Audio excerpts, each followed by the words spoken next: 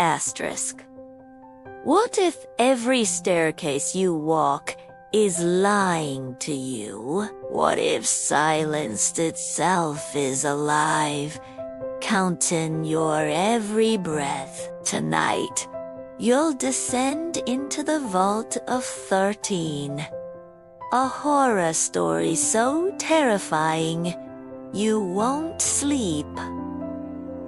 After hearing it, before we begin, hit the like button, subscribe, and turn on the bell so you never miss the next nightmare.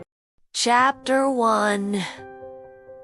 The Cassette and the Mouse. I never thought stone could carry a scent until the parcel split open in my lap and the first breath of yellow dust rose like smoke from a fire long buried. It stung my nostrils with the sharpness of old lime, bitter and metallic, and clung to the lamplight in the municipal archives reading room. I brushed some away, only to watch it settle back across the page I had been cataloging, as if determined to remind me it belonged here more than I did. Outside, the late afternoon sun draped asphalt in its usual shawl of honey. The city's terraces stacked like half-forgotten books, alleys pouring downward until they collapsed into stairways, and rooftops glittering faintly with laundry lines that sagged in the heat. A boy shouted somewhere below. The echo of his voice climbed the hills faster than I ever could. Inside, silence belonged to me. My colleagues had already gone, abandoning dust for cigarettes and gossip. The long wooden tables stretched empty, their varnish worn thin by decades of elbows. The ceiling fan above me ticked its uneven rhythm, a metronome for solitude. The parcel had no return address, only my name, Mariam al-Katib, written in a hand I knew better than my own. The loops in the M and the flourish on the K stabbed me in the ribs with recognition. Rania, S handwriting.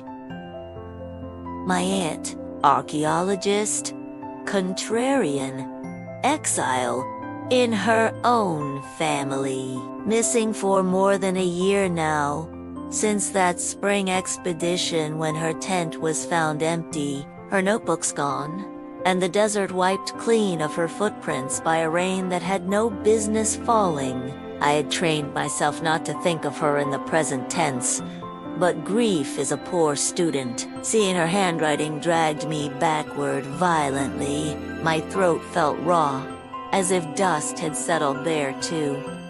The package was heavier than it looked. I slipped a letter opener beneath the seam.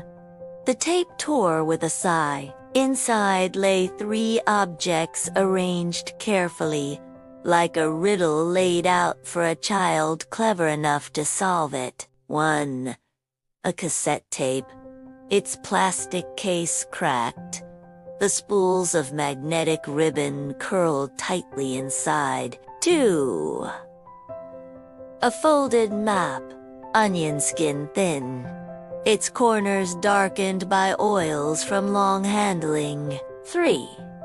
A pebble, no larger than a date pit, its surface smooth, colored the exact buttery yellow of the city's oldest stone. The pebble rolled against my wrist bone when I lifted it, leaving a trace of dust that gleamed faintly in the lamp glow. The cassette had a peeling label. On it, in block letters that trembled slightly, were the words, "If I vanish, do not go underground."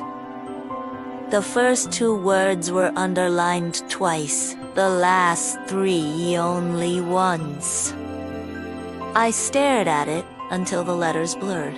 I laughed, a short, rude sound in the reverent quiet of the archive. Then immediately I whispered an apology to no one. That was how we worked here.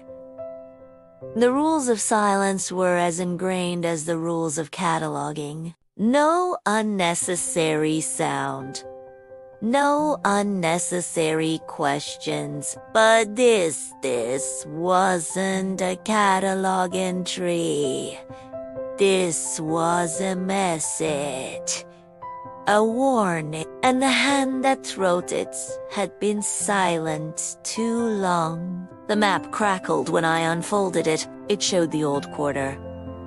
The Ottoman-era school with its arched eyebrows of windows, the crooked staircases stitched into the hillside, the courtyard labeled only as Al-Sur the Secret.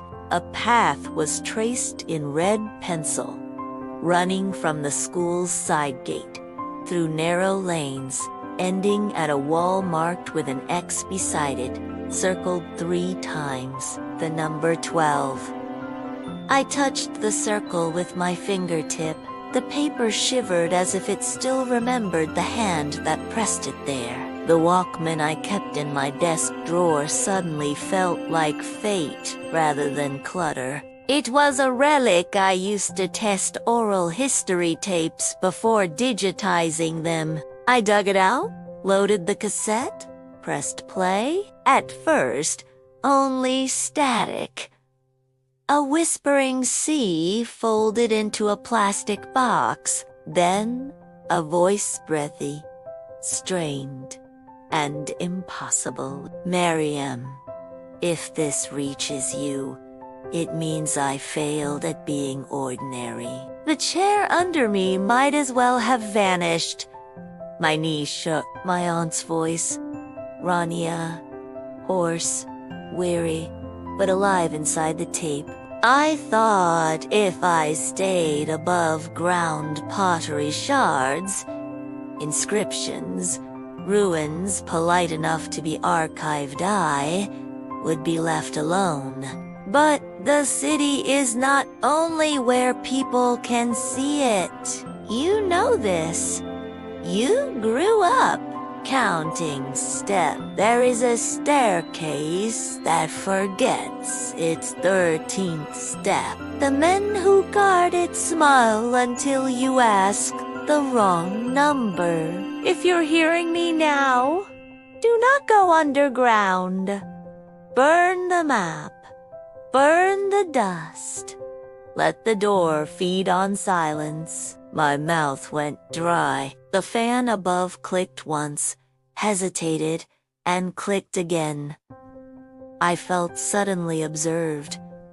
Her voice pressed on. They call it a vault, but it isn't for money. The manuscript I found says it was built over older shrines. A cistern and something older still, something the scribe refused to name, as though writing it would unclose it. The vault holds echoes. It feeds on them. Don't come for me. You are not a rescuer. You are a librarian with a loyal heart. Keep your heart upstairs. Static swelled, then the sound of water trickling in stone. She must have recorded from within. I left chalk marks, she continued, softer now. Arrows. Numbers on the wall. If you disobey, me done, but if you do, you'll know the way by smell. The dust is a key. Don't use it. I am already a fool. I counted steps and lost one. That's how I knew the vault had awoken. The tape clicked. Silence. I pressed stop with a shaking finger. The room seemed heavier. The yellow dust on my desk gleamed. The pebble in the box looked suddenly less like stone and more like an invitation. Chapter 1. The cassette and the map. The cassette sat heavy in my palm, as if plastic and ribbon alone could carry a burden larger than a city. I turned it over once, twice, feeling the grooves where the case had cracked. My thumb rested against the warning again. Do not go underground. I wanted to laugh a second time, but the air in the reading room had thickened. Laughter would feel like breaking glass in a cathedral. I placed the tape carefully on the table, beside the map, and stared at both until their edges blurred. The pebble rolled in its box, nudging against the cardboard as if eager to remind me it was part of the puzzle. When I lifted it to the light, the color wasn't quite stone anymore. More like compressed sunlight, dulled but not extinguished. Dust flaked into my hand. I should have swept it all away, stuffed everything back into the box, left it in the archive's basement among unsorted donations. But curiosity is a muscle trained young in a Zolt, and mine had never atrophied. Streets and steps. I left the archive after locking up, clutching the map in my bag. Though it felt like walking with contraband, the evening had deepened into that velvet stage between call to prayer and the neon-s first hum. Boys still kicked a ball against a wall where chalk outlines of old games layered over one another, like palimpsests of joy. Cats wove around their ankles with practiced arrogance. I turned into a staircase street, narrow enough that my elbows nearly brushed both walls. 12 steps up, then a landing. Another 12, then another landing. My body knew the rhythm before my mind registered it. 1-2-3-4-5-6-7-8-9-10-11-12. Pause. Expectation. A 13th missing, as though stolen by someone meticulous enough to erase. Not stone, but the memory of it. I slowed, ran my hand against the railing's cold iron. When I lifted my foot to continue, it had to rise a little higher, compensate for something absent. My heart stumbled in time with my step. The school. At the top stood the Ottomanera School, its facade leaning like an old scholar peering down at his books. The gates were locked with a chain as thick as a wrist, but even from behind the bars I could see the tiles of the courtyard catching the last faint light. Their surfaces were dulled by centuries of feet, but still patterned with faded blues and whites that once imitated the sea. I pressed my forehead against the bars. As a child, I had heard the old story that if you pressed your ear to those tiles, you could hear the ocean that never came to this hillside city. If you whispered your name, the sea would keep it safe until you needed it again. Now, in the twilight, I imagined I could hear a low susurration. Not waves, not quite wind, something between. Late for school, a voice teased. I spun. At the base of the steps, a man poured steaming tea from a battered kettle into small glasses. His beard was white, his smile lined with kindness. "Early," I replied, surprising myself. "I have the keys in the morning." He chuckled. "Keys are heavy things. I couldn't resist. So are kettles." He lifted his kettle as if to prove it. "Mine holds tea. Yours hold doors." The words followed me as I walked away. Home? Back in my small apartment beneath a fig tree, I placed the cassette and the map on my kitchen table. I ate bread dipped in olive oil without tasting it. The pebble I dropped into a jar of tokens bus fare, buttons, bottle rings. It fit as though it had always been meant for that collection. After midnight, the electricity flickered, a common hiccup in the neighborhood. The refrigerator groaned back to life. The fan wind. In the drawer, the Walkman clicked. I froze. The play button had depressed slightly, though I hadn't touched it. The reels had spooled forward just enough to expose a sliver of tape. I pressed stop, my finger trembling. Sleep came late and uneasy. I dreamed of counting olives in a bowl, pigeons on a rooftop, breaths in my chest. Each time I reached 12, a step was missing. My aunt stood at the bottom of a stairwell, her face lit from below, and asked, "Where's 30, Habib?" I woke with the taste of dust in my mouth. Morning, resolve by morning. Resolve had crystallized. I wrapped my hair in a scarf, pulled on soft boots. The map went into a plastic sleeve, the cassette into my bag. The pebble I left behind in the jar its duty deferred. On the street, the sesame-ring vendor shouted headlines as if he'd printed them himself. I bought 2, and he asked about the archives. "Dust and gossip?" I answered. He laughed. "Dust is only gossip that has forgotten how to speak." His words followed me all the way to the school gate. Hassan stood there, as he always did. Caretaker, gatekeeper, silent judge. His belt of keys clinked faintly when he shifted. He eyed my ID as though the lamination might peel away and reveal a forgery. "You are early," he said, with the tone of someone issuing a warning. "Routine check," I lied. "Leak in the east corridor roof. I want to see if the tiles are stained." "The catalog says the cistern beneath has been sealed since your grandfather's time." At the word cistern, his brows drew together, creating the shadow of a book's spine.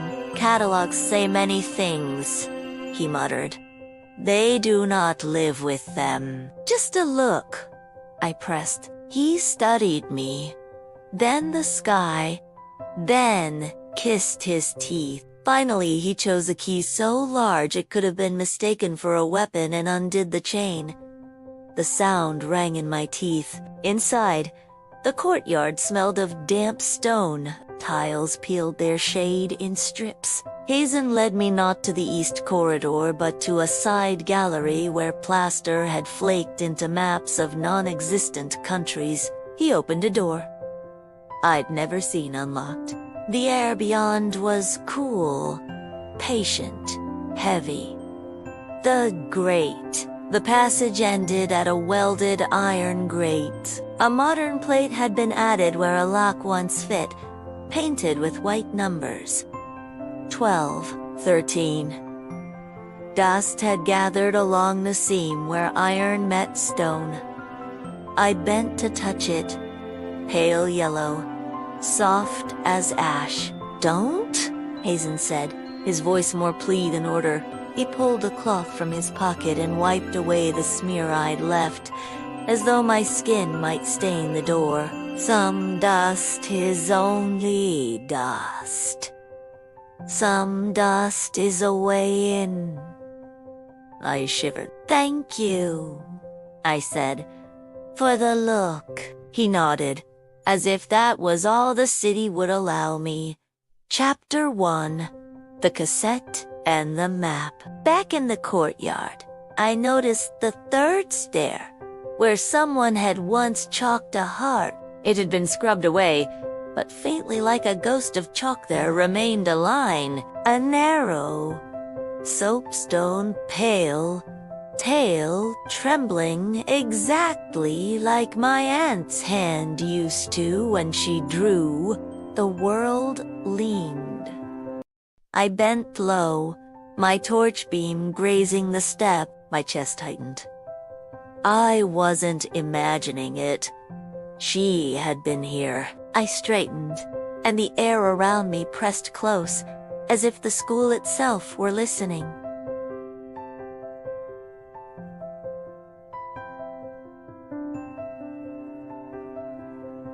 cousin's keys jingled behind me. His silence was thick, purposeful. A silence that knew more than words could safely say. I walked toward the gate, forcing my legs to move as though nothing had shifted. But when I reached the street, my calves remembered the missing step. They quivered, untrusting the marked wall. I turned left instead of right, following the line of the school wall down until I reached the section marked on the map with the bold X. It was exactly as drawn. A patch of gray concrete poured into the older yellow stone. A repair that didn't belong. A square like an unwanted tooth in a mouth of gold. I placed my palm against it, warm, even in the shade.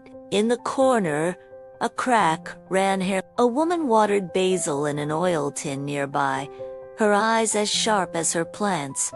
Who did the repair? I asked, nodding at the patch. The city, she said simply. After the last time, the boys fell through. Her voice didn't invite further questions. How many last times I pressed anyway? She gave me a smile without warmth, enough to make the city remember. Not enough to make it write things down. Her words crawled under my skin like insects, itching. I thanked her, but her silence followed me down the street. In the office. Back at the archive, I closed my office door and pulled the blinds. The room dimmed, folding itself around me like secrecy. I flattened the map on the desk, placed the cassette on one corner, the stapler on another. I traced the red pencil path with my fingertip, not copying, just rehearsing, imagining the way her hand had pressed the paper. Without thinking, I picked up my pencil and wrote a number at the bottom. 12. Circled it once. Not 3 times like hers. I wasn't ready for that. But the circle still felt like a spell. The phone rang. I let it toll 4 times before lifting the receiver, as if delay could create control. It was my mother. She asked if I had slept. I lied. She asked if I had dreamed. I told the truth. She said she had seen a magpie on the wall by the laundry. Tie a ribbon around your wrist, she advised, her tone sharp as if the bird itself might be listening. It will keep you from miscounting. I promised her I would. When I hung up, the building sighed. Somewhere above, a duct exhaled. The air in the room cooled, then warmed, as though a door I didn't know had opened and closed. The tape again. I looked at the Walkman in my drawer. It looked back, smug with its secret. I pressed play. Static. Then her voice again. Over it, faint and unsettling, I heard counting, not hers. Another rhythm, soft, but certain. 1, 2, 3, 4. At 12, it stumbled.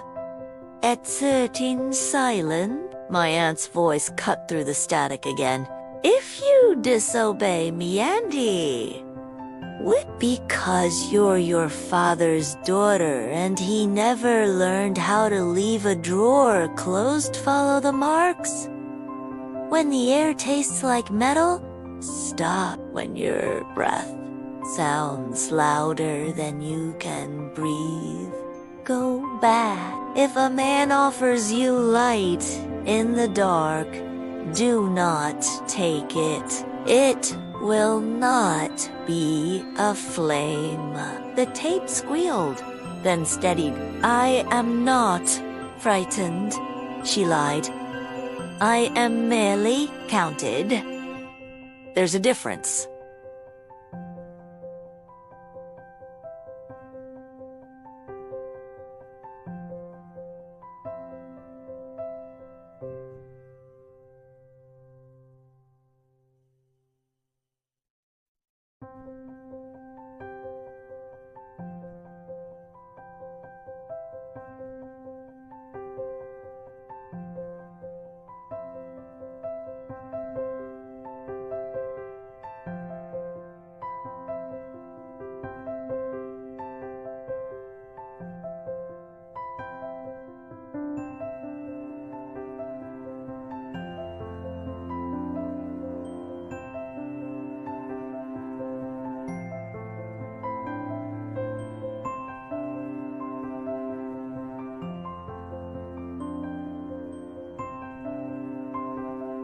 I stopped the tape, my thumb trembling. I sat very still, listening to my own pulse throb against my ears. And then I wrote a sentence on the wall of my thoughts.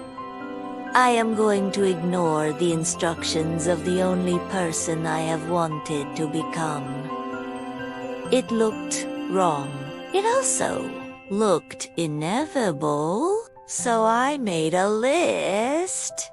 Librarians believe in lists when the world refuses to be alphabetized. Torch and fresh batteries. Chalk, rope, 40 meters, because rope means return is possible. Water, phone in airplane mode. Crowbar, for persuasion. Map, folded into my palm. Cassette, because echoes may be a kind of currency. Ribbon, for my wrist, to honor my mother's superstition. I packed them into my small backpack with the careful calm of someone preparing for sacrilege. The last gate, at the school gate again, Hazen-eyed the bag. He didn't ask. He pressed the heavy ring of keys into my hand. Its weight an accusation. If you are not backed by a Sar prayer, he said, I will come with police. And with an old woman who knows what to say to stone. I'll be back, I promised. Inside, the corridors felt cooler, as though they had been waiting for me. The side gallery door opened under my borrowed key. At the iron grate, I knelt. The plate painted 12/13 glared like a dare. My fingers found the seam, the hairline crack where stone met rebar. I slid the crowbar in. Leverage is older than law. The plate groaned, a rebar tooth snapping with a sound that rang like betrayal. The grate shifted. Enough for a body, enough for me. Through. Cold air sighed from the opening. Not just cold, but ancient. It carried the taste of rust, the breath of stone too long confined. I pushed my backpack through, then my shoulders, my hips, the rest of me. The iron kissed my jacket as I slipped inside. The torch beam stretched down a limestone crawl space patched with brick. The walls seemed to lean inward. At shoulder height, faint but still legible, an arrow glowed pale. The chalk trembled in its line. Rainious hand. I tied the ribbon around my wrist. I whispered once, to no one. Okay, and I began my descent. The cold that met me beyond the grate wasn't the honest cold of night air. It was a stored chill. The kind cellars keep and cathedrals exhale when nobody's praying. I pushed my pack ahead, slid on my elbows until the limestone pressed my shoulders like a warning, and let the torch's beam stitch a thin corridor of light through the dark. I anchored the rope around a forged hook, half swallowed by mortar, tugged twice, and paid it out behind me as I crawled. The fibers rasped over stone with the patient insistence of an abacus counting backward. Every 3 body lengths I stopped, drew a small arrow at shoulder height, a narrow triangle with a trembling tail, mimicking the way Rania's hand broke its lines. The chalk squeaked. In some spots the mark held like a bruise. In others, the wall seemed to drink it at once, the arrow blurring into damp grain the way tea spreads through tissue. The air sharpened as I went, acquiring that coin-bite temps I recognize from brass pitchers and a childhood of being told to taste the water, not the cup. The tape sentence returned uninvited. When the air tastes like metal, stop. I didn't stop. Somewhere the muscle that disobeys was stronger than the one that remembers. The crawl compressed further, a low lintel grazing my scalp. I ducked late and clipped the rock anyway.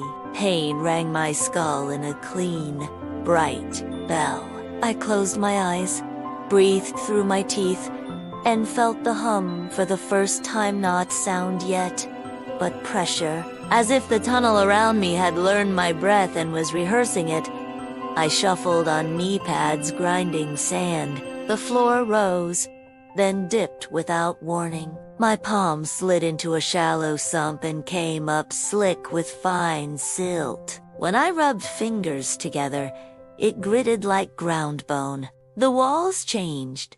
2 limestone blocks giving way to something rougher and redder, as though an older mouth had been gnawing the corridor from the side. In one seam I found a row of little niches, the size of a candle or a coin cup, blackened by long-vanished soot. I bent close and caught the sweet, rancid ghost of resin. People had been here with light. People had chosen to leave the light behind. A few meters further, a scatter of objects lay caught in a shallow gutter.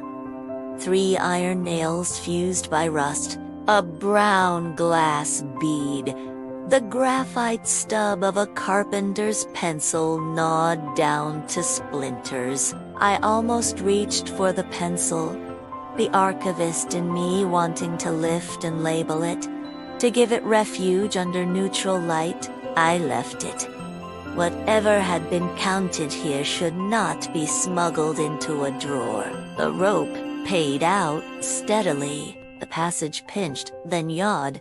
A sideway squeezed through a stone-ribbed waist and out into a low tunnel where standing became possible if I bowed. I did, grateful to unkink my hips, and the torch threw my shadow a headlong. Bowed, obedient. On the left, someone had drawn a series of little ladders in chalk, each with 12 rungs. Most were intact. One had its top rung rubbed out so thoroughly the rock shone damp. I laid my fingers along the smoothed space and felt the faintest groove beneath the polish, as if the stone had been carved and then taught to forget. The hum gathered substance. I tested it by holding my breath. It faltered with me, then resumed, a fraction late, exhaling when I exhaled. I whispered hello to see what would happen and hated myself for the experiment. The whisper returned not as echo but as a second voice keeping pace, opinionated about my timing. Another bend.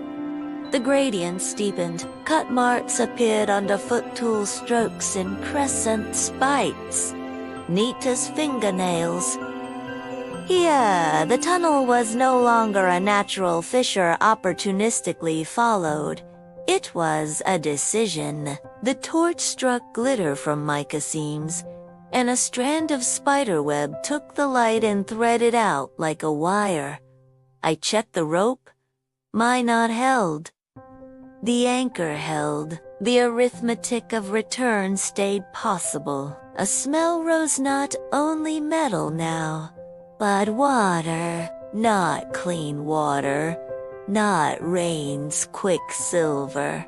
Something stored, something patient. I switched the torch down to its narrower beam to sharpen contrast and saw ahead a paler rectangle of space, a blackness within a blackness that didn't eat the light so much as hold it. The tunnel delivered me to an archway curtained with condensation.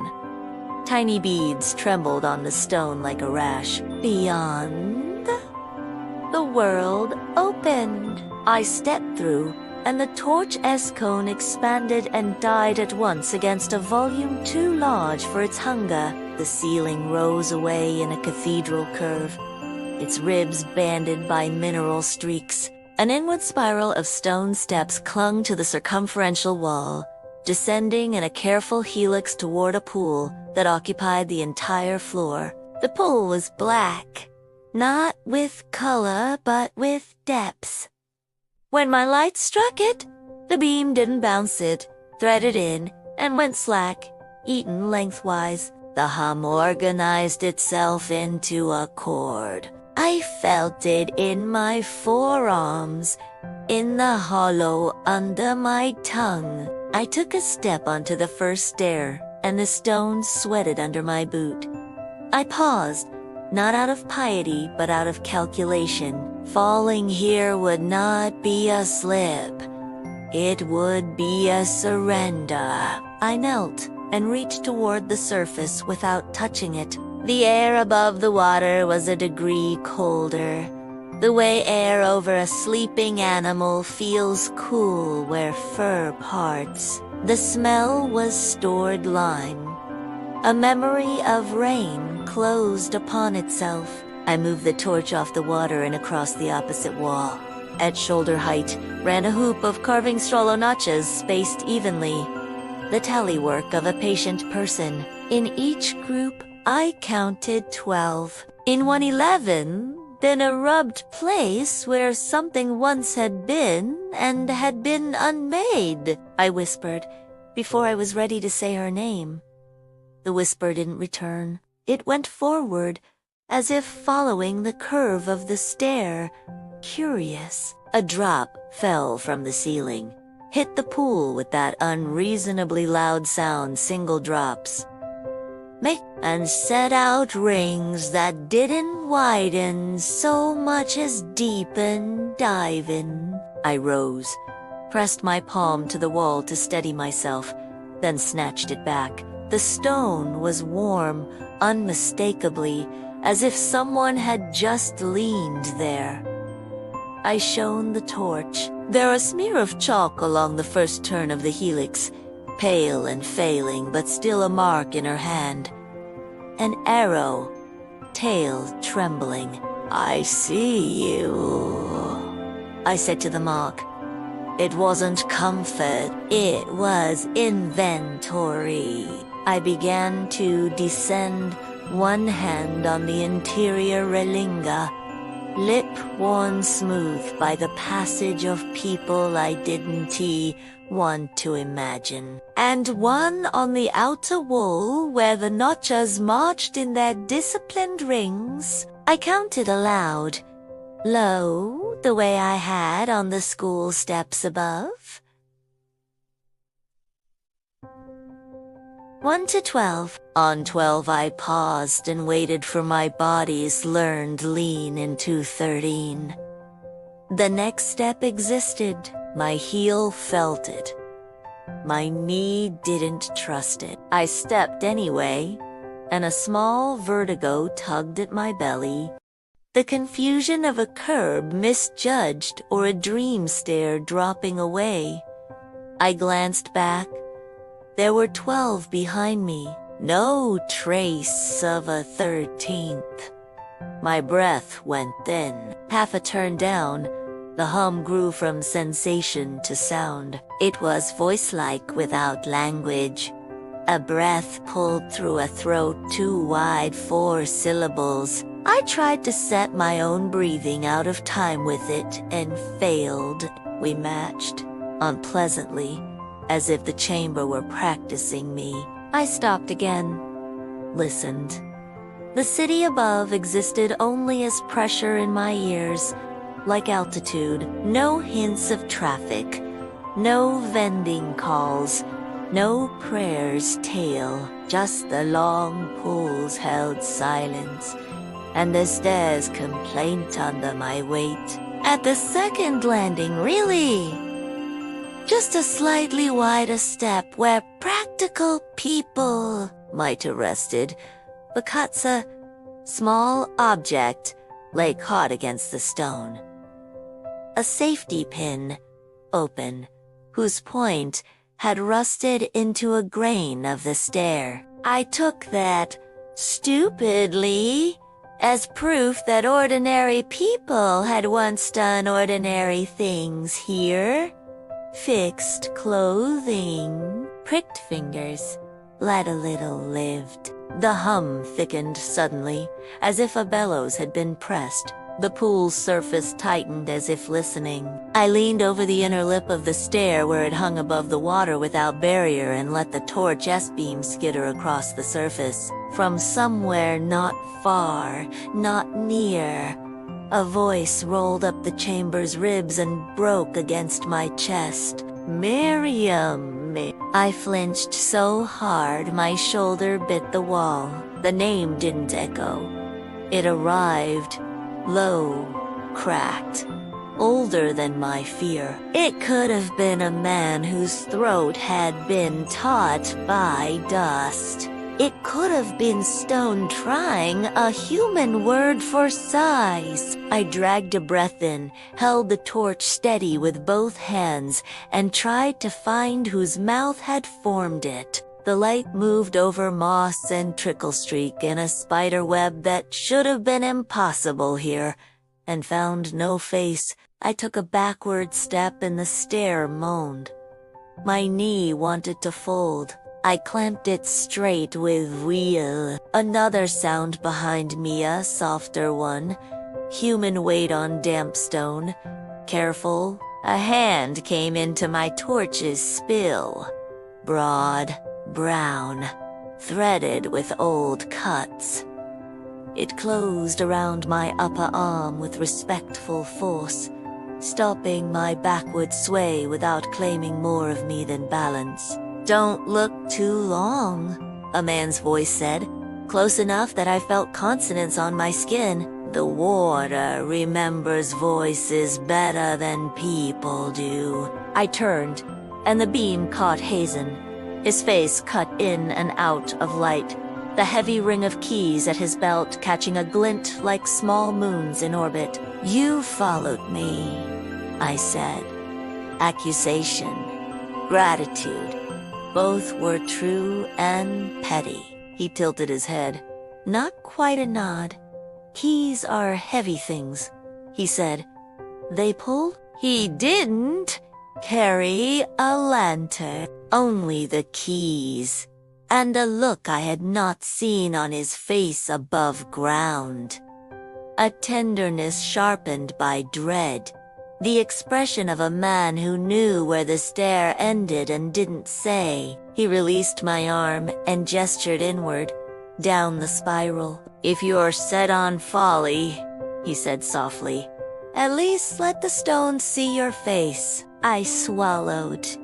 The hum, and I breathed together once, unwilling partners. I set my boot to the next wet tread, and together me with my small torch, Hazen with his keys, the water with its patient memory, we began to descend. Chapter 2. The Cistern and the Caretaker. The spiral carried us downward in slow arcs, the pool always waiting, black as a closed pupil. Hazen moved with a caution born of repetition, his hand brushing the inner wall.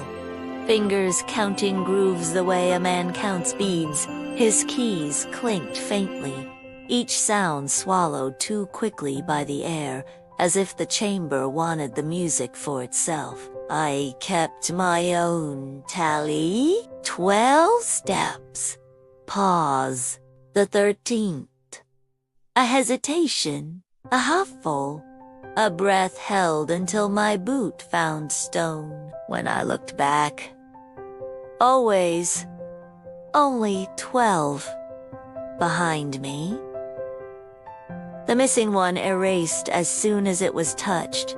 My stomach clenched each time, like stepping off a curb into nothing, Hazen noticed. "Don't linger on the 13th, he said. His voice was gravel, but not unkind. The more you think of it, the more it thinks of you. We descended until the stair ended on a narrow ledge that skimmed the pool's surface. Water lapped faintly, though no ripple disturbed it. Hazen crouched and gestured with his chin. "Look there." I knelt, torchlight playing across the stone. Carvings scarred the wall in orderly rows, not writing, counting. Vertical lines grouped neatly. 1, 2, 3, up to 12, over and over. Some rows were deep, sharp-edged. Others had soft and blurred by fingers tracing them across generations. Each sequence ended the same way. 12. Never 13. On one row, I saw the attempta 13th line carved at the edge. But it had been worn down, almost dissolved. The groove was too smooth, too deliberate, not erosion. Consumption. "The stone drinks it," Hazen murmured, his face shadowed. "It will not let 13 stay." I reached to touch the erased mark. The surface was warm, faintly pulsing. I snatched my hand back. "She was here," I whispered. My voice cracked. Hazen didn't answer. His silence was confirmation enough. "The parchment." He crouched again, dipped his hand into the pool, and lifted something pale, clinging to his skin. Water streamed from his palm, but what remained was parchment. A scrap, ragged, swollen with damp, ink, faint, but legible. He placed it on the stone step between us. "I found it floating 3 nights ago. I didn't read it aloud. You shouldn't either." My torchlight revealed Syriac script braided with early Arabic. My heart thudded as I leaned closer. A vault beneath the vault. Not of men, not of time. It feeds on echo, on the remembrance of names. When the 13th is spoken, it sleeps. When the 13th is lost, it opens its ear. The letters trembled as though resisting my gaze. I slid the scrap carefully into a protective sleeve from my pack. The archivist in me acted on instinct, even as the woman in me trembled. Hazen's jaw tightened. "Your family's stubbornness is a curse carved in stone." The echo, the pool rippled without cause. First faintly, then more concentric rings, running outward. My torch beam quivered. A voice rose with the ripples. Not echo, not distortion, laughter. I froze. I knew that laugh, bright at its edges, sharp in the middle. Rania's laugh, my aunt's laughter, filled the cistern, warped, hollow, but hers. I stumbled forward. "That's her. She's alive." Hazen shook his head slowly. "Alive is a word too small. She left pieces of herself here. That is what the vault takes first." The water lapped against the ledge now, though nothing touched it. My reflection fractured in its surface until I no longer recognized my own face.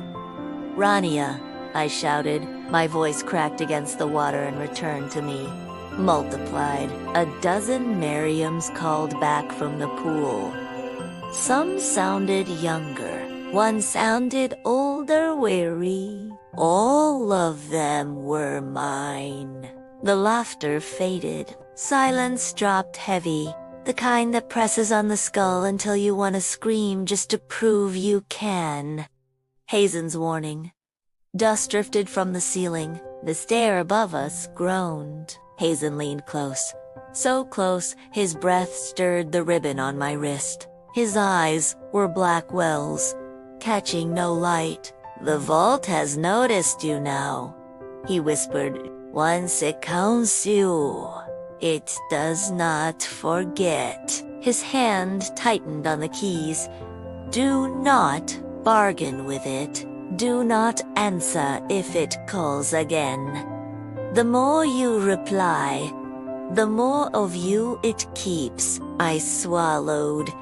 My mouth was dry. The parchment sleeve crinkled faintly in my pack, a reminder of knowledge too dangerous to carry and too impossible to abandon. Hazen turned his head toward the stair, listening to something I couldn't hear. "Enough for today," he muttered, "before silence decides to close around us." But even as he said it, I felt the air shift. Silence wasn't waiting. It was already here, sharper than any blade, cutting every sound away until even my breath felt stolen. The cistern held its breath, and the vault listened. Chapter 2. The Cistern and the Caretaker. The silence was so sharp it made my teeth ache. The torch in my hand hummed faintly, the batteries straining, but even its small whine seemed swallowed into nothing. Hazen and I stood on the narrow ledge as if balanced on the tongue of a giant mouth that had just decided to close. "Don't speak," Hazen breathed, barely moving his lips. "It is listening." But silence itself has weight. The more he told me not to speak, the more the words inside me pressed for release. My aunt's name swelled at the back of my throat. I bit it down so hard I tasted blood. From the pool rose a new sound, quieter than water yet louder than thought. A heartbeat, not mine, not Hazen's. Slow, patient, deep. It shook the surface into tiny concentric circles. I clutched the ribbon on my wrist and whispered in my head, not aloud. 13. The pool quivered, as if the thought alone had reached it. Chalk marks. Hazen guided me further along the ledge, his keys muffled in his hand. We reached another section of wall, and there are rows. Pale, chalk, damp-washed, but visible, one pointing downward, another curling along the wall. Their tails trembled exactly like the ones I had followed in the crawlspace. Rania had been here. I traced one arrow lightly.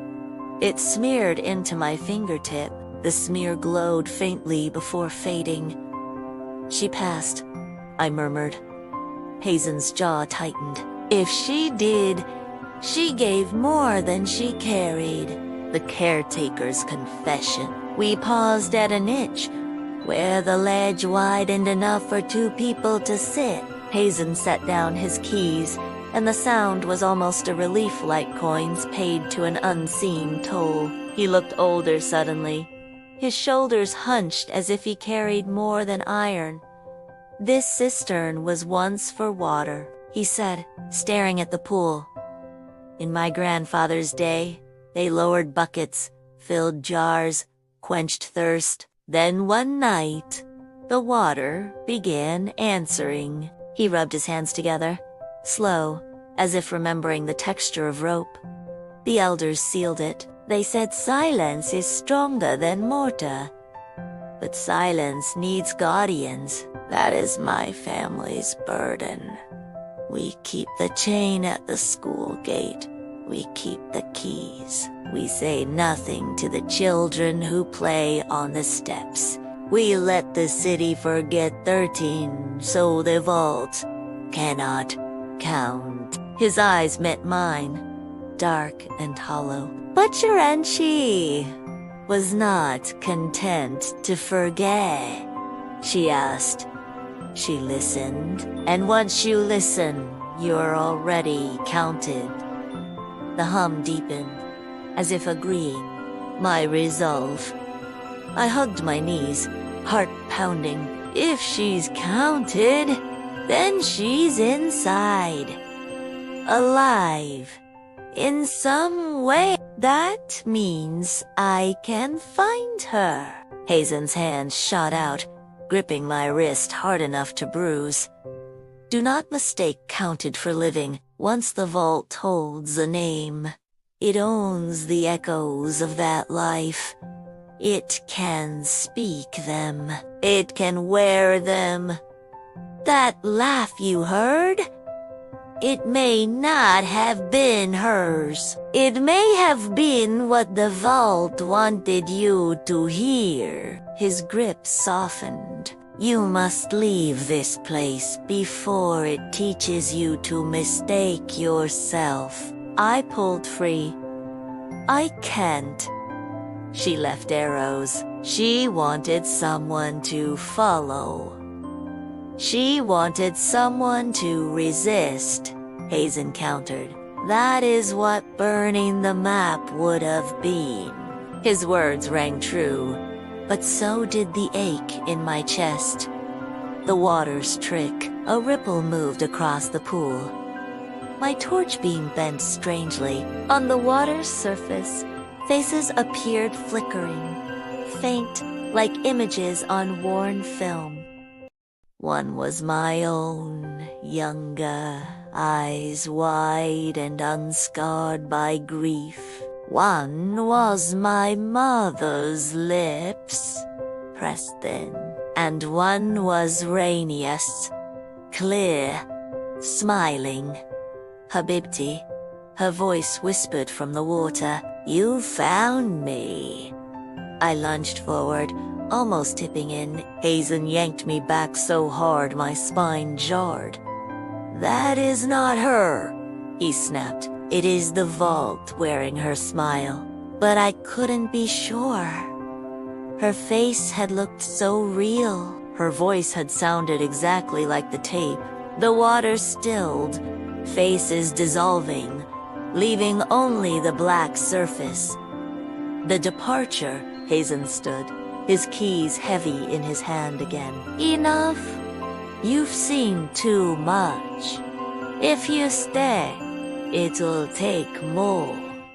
I hesitated. The arrows burned in my mind. My aunt's laugh echoed faintly in my ears. But the silence pressed harder, a pressure behind the skull, urging me back. I followed Hazen reluctantly, step by step up the spiral. Each time I reached 12 and felt for 13, my foot hovered above air, and then stone caught me late. Behind me, the pool breathed. At the top, we ducked through the archway, back into the tunnel. The hum dulled, muffled but not gone. When we crawled out past the grate, Hazen replaced the chain with steady hands. He did not look at me. At the school gate, he spoke only once. "If you return, it will remember you. Be certain what you want it to remember." Then he turned away, keys clinking like the last word of a prayer. Alone, back in my apartment, the fig tree scratching faintly against the window, I set down my pack. My clothes stank of damp stone.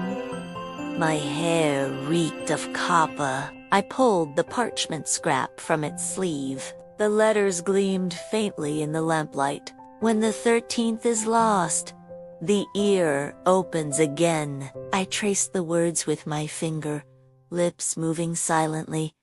Outside, a dog barked, then, faint beneath it, I thought I heard my aunt's laughter again. Not from the street, from the jar on my table, where the yellow pebble lay among coins and bottle rings. The sound faded before I could breathe it in fully. I tied the ribbon tighter on my wrist and whispered, too softly for even silence to steal, "I'm coming for you." The fig tree tapped against the glass-like fingers, counting. Chapter 3.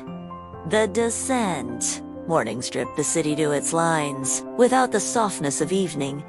As assault was all angles and stair logic flights that broke, turned, resumed, as if sentences had been laid in stone.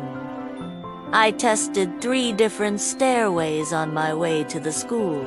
On each, my body reached for an absent tread and corrected a fraction too late. The 13th did what it always did here. Hid until it could surprise you. I had slept badly. Every time I closed my eyes, the cistern returned as a black pupil, contracting and widening. And somewhere inside its gaze, my aunt's laugh snagged like a thread on a nail. I'd woken twice with my hand already on my bag, the way you wake on the day of travel even when you haven't set an alarm. I added to my kit extra batteries, a wax pencil that could mark where chalk might vanish, 2 small carabines, a coil of bright baker's twine I'd stolen from the archive mail drawer, a cheap whistle ridiculous until you need someone to locate you by sound. I tied the ribbon on my wrist into a firmer knot. Hasten was at the gate, looking like he had been poured there at dawn. His eyes took in the added weight of my pack and did not waste words pretending not to notice. "If you are set on going back," he said, "do it in daylight. Day is less hungry than night." I figured they would pretend not to know me. I said, "It will pretend," he agreed. "Do not believe it." He didn't ask for explanations. He didn't offer blessings. He put the ring of keys in my hand and, to my surprise, a small disc of brass smooth-edged, the size of an old coin, punched with a hole. "Drop this where you turn," he said. "Metal remembers differently than chalk. Will you come?" He shook his head. "Twice in 1 week is asking a story to notice you." Inside, the courtyard felt like a held breath. The side door accepted the key with a dip of the lock, as if bowing me through. The passage beyond had not changed, cool, patient, damp, where the walls learned condensation from each other. At the grate, the painted 12/13ths looked newer than yesterday, as if someone had repainted the warning while I slept. The hairline crack I'd levered yesterday showed a cleaner bite. I slid the crowbar in. The plate fought less this time. Or maybe I had learned where to persuade and where to insist. The grate shifted enough for a body that had already decided. I pushed my pack through and followed, shoulder first, then ribs. The metal kissed my jacket again. Inside, the old cold took my cheeks in both hands. The same crawl, the same shoulder-stripping limestone. But the hum yesterday's pressure at the edge of hearing on sooner now, as if the place had shortened the distance between itself and me. I anchored the rope again, this time to a different protruding block. If the vault could learn, so could I. 2 hard tugs. The knot held. I paid the line out behind me and set off. Chalk in my right hand, wax pencil in my left. Every few meters I drew both. An arrow in chalk, a short hash in wax just beneath. The chalk sometimes blurred into the wall in seconds. The wax held like a stubborn thought. My torch traced familiar things, niches black with old resin. The bead caught in grit. The gnawed down carpenter's pencil. I left them untouched, the way you leave offerings that aren't yours. Alone. The little ladder drawings were still on the wall.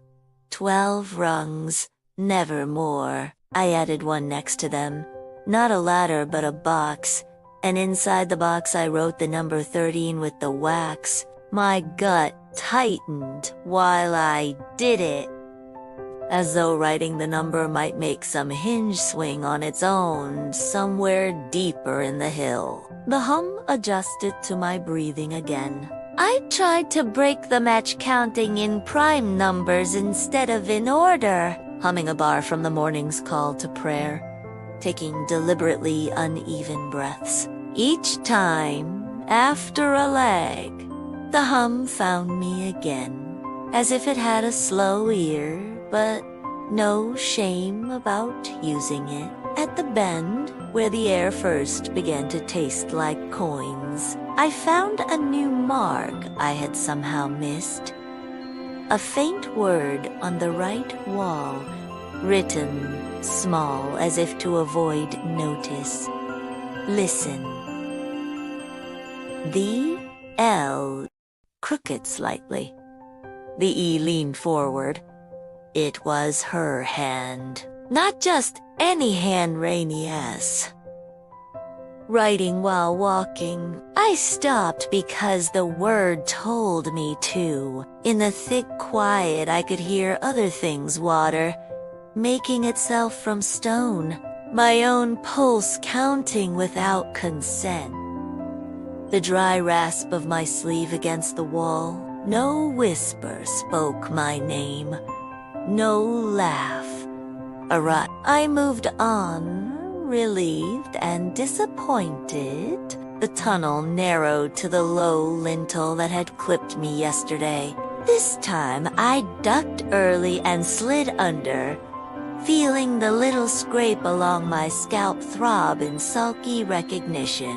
On the other side, the floor dipped into the same shallow sump, the same slick silt closed around my palm when I steadied myself and came up gritty. I wiped it on my trouser leg and left a ghost handprint that would travel home with me like a stamp. The passage constricted to a stone rib cage and then loosened again. My light found the arch of the cistern chamber. Ahead the condensation beads like a rash on the stone. I paused at the threshold. The first look into that space still did something to me, like stepping into a cathedral for the first time as a child and realizing that buildings could choose to be larger than the sky. The inward spiral of steps glinted damp. The pool below ate the beam as hungrily as yesterday. The air over it felt cooler by a degree, the way air over sleep feels. I swallowed and gripped the inner lip of the stair. Daylight, I told myself, as if daylight could hear underground. Less hungry. I tied one end of the baker's twine to the anchor point at the threshold, looped it once around my wrist below the ribbon, and paid it out as I stepped onto the first tread. The stair recognized my weight with a tiny slick shift. 1 to 12, pause. The 13th demanded a small act of faith and a smaller act of defiance. Not stepping harder, not tiptoeing, but stepping as if the step was entitled to exist because I said so. It caught me late, but it caught me half a turn down. The carvings on the wall resumed the sequences of 12, each stroke a person who had believed in numbers more than in rumor. I held the torch obliquely and let shadow inside the grooves so the counting would stand out. 12 on each. Never 13, in the one where someone had tried. The polished erasure seemed more certain than a cut could ever be. The pull did not speak. The hum worked on my bones like weather. I reached the ledge at the base and crouched by the place where Hasten had shown me the parchment the day before. Water lapped without movement. My own reflection hovered and failed to settle. I set the brass disc he'd given me on the stone and pushed it with a finger until half of it hung over the edge. Then I flicked. It dropped without a sound. I could hear just a mild tremor in the surface, a ripple that dove down instead of out. I counted to 7. Waited for the clink. Nothing. Either the water was deeper than the disc's desire to announce itself, or the pool refused to report what it received. The arrows were still there along the far wall, pale and failing. A new one curved downward in a way that made no architectural sense until I followed it with the torch and saw a seam in the stone square. Not natural. A hatch outline I'd overlooked when my attention had been on the numbers and the water. Mortar filled the seam, newer than the surrounding stone, but old enough to have learned to keep its mouth shut. I pressed my thumb against it and felt a give, slight as a lie told by someone practiced. The crowbar's flat tongue fit the seam like a key. I leaned in gently, then with intent. The mortar cracked with a dry, bread crust sound. A little dust fell, light as flour, and made the thinnest shadow on the water before it disappeared. The panel shuddered outward, heavy but hollow, and a breath of colder air kissed my face. The smell rising from the gap was not the stored lime of the cistern. It was something else that had never seen daylight, metal that had considered rust and declined, a trace of resin or pitch from work done in a time when craftsmen sealed their secrets against damp. I unhooked the twine from my wrist, tied it to a rung of stone near the hatch, and paid a new run of line through the opening. Then I eased my pack through, letting it slide on its side, and slid after it, shoulders flattening, cheek to cool rock, feet searching for a floor that came before I wanted it to. The space beyond was a crawl space at first, lower than the tunnel that had led to the cistern, narrow enough that the breath I exhaled bounced back warm from the opposite wall. The hum muted here, as if distance and stone shape had tuned it down. My torch showed tool marks, chisels, not just opportunistic quarrying. Measurements had been made and kept. A line of little oil cup niches ran along one side. Someone had built this way on purpose, and the purpose had not been carrying water. 20 feet in, the crawl dog-legged left and widened by a hand's breadth. I drew a chalk arrow and a wax hash. Both clung this time. The floor changed under my palm from careful, laid blocks to worn bedrock. A faint sound became audible like a breath taken through teeth. Not the chamber's wide inhalations. Something closer, narrower. The passage dipped. I slid on my hip and found a lip of stone with my boot. Beyond it, emptiness. I leaned the torch out and down, and the cone of light touched steps. Rougher than the cistern, not spiral but straight, cut steeply along a vein that wanted to be a stair. They vanished into black a few meters below the lip where I crouched. The first of these new steps had been rubbed smooth by knees, not feet. People had entered on their bellies here, dropped to the first tread, then swung their legs under them. I lay on my chest, slid my pack down to the first step, and then slid after it until my ribs were on the lip and my hands were holding my weight on the edge of the tread. The stone was damp, My fingers found purchase in the chisel's scars. I committed my weight to the stair and let the rest of me follow. The air changed a temperature shift, and with it a quality shift, like moving from a hallway into a throat. The breath through teeth sound became sure. A narrow passage moving air, or air moving itself as it learned a shape.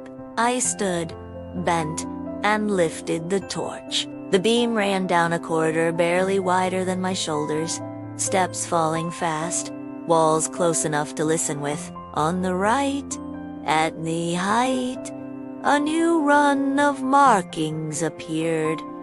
Vertical strokes in groups 11, then space, 11, then space, not 12 this time. My skin crawled. Whoever had counted here had stopped one shy for a different reason. I touched the wax pencil to the wall and wrote 12, where one of the spaces hung like a doubt. The line looked obscene there, like graffiti in a place that preferred prayers. I took one step down, 2. By the 5th, the breathy sound in the passage had timed itself to me again, and the old vertigo uncoiled in my belly. The descent had properly begun. Chapter 3. The Descent. I couldn't sleep. Even after Hasten locked the gate and his footsteps dissolved into the city's night, the cistern clung to me. The hum still vibrated inside my chest, a phantom pressure that no amount of tea could wash away. I lay awake under the fig tree's restless shadow, listening to the clock on my shelf. Every tick was a number, and every number dared me not to reach 13. When dawn slid its first stripe of gold across my wall, I sat up and knew I was going back. Preparation. This time I packed with more deliberation. The first trip had been instinct.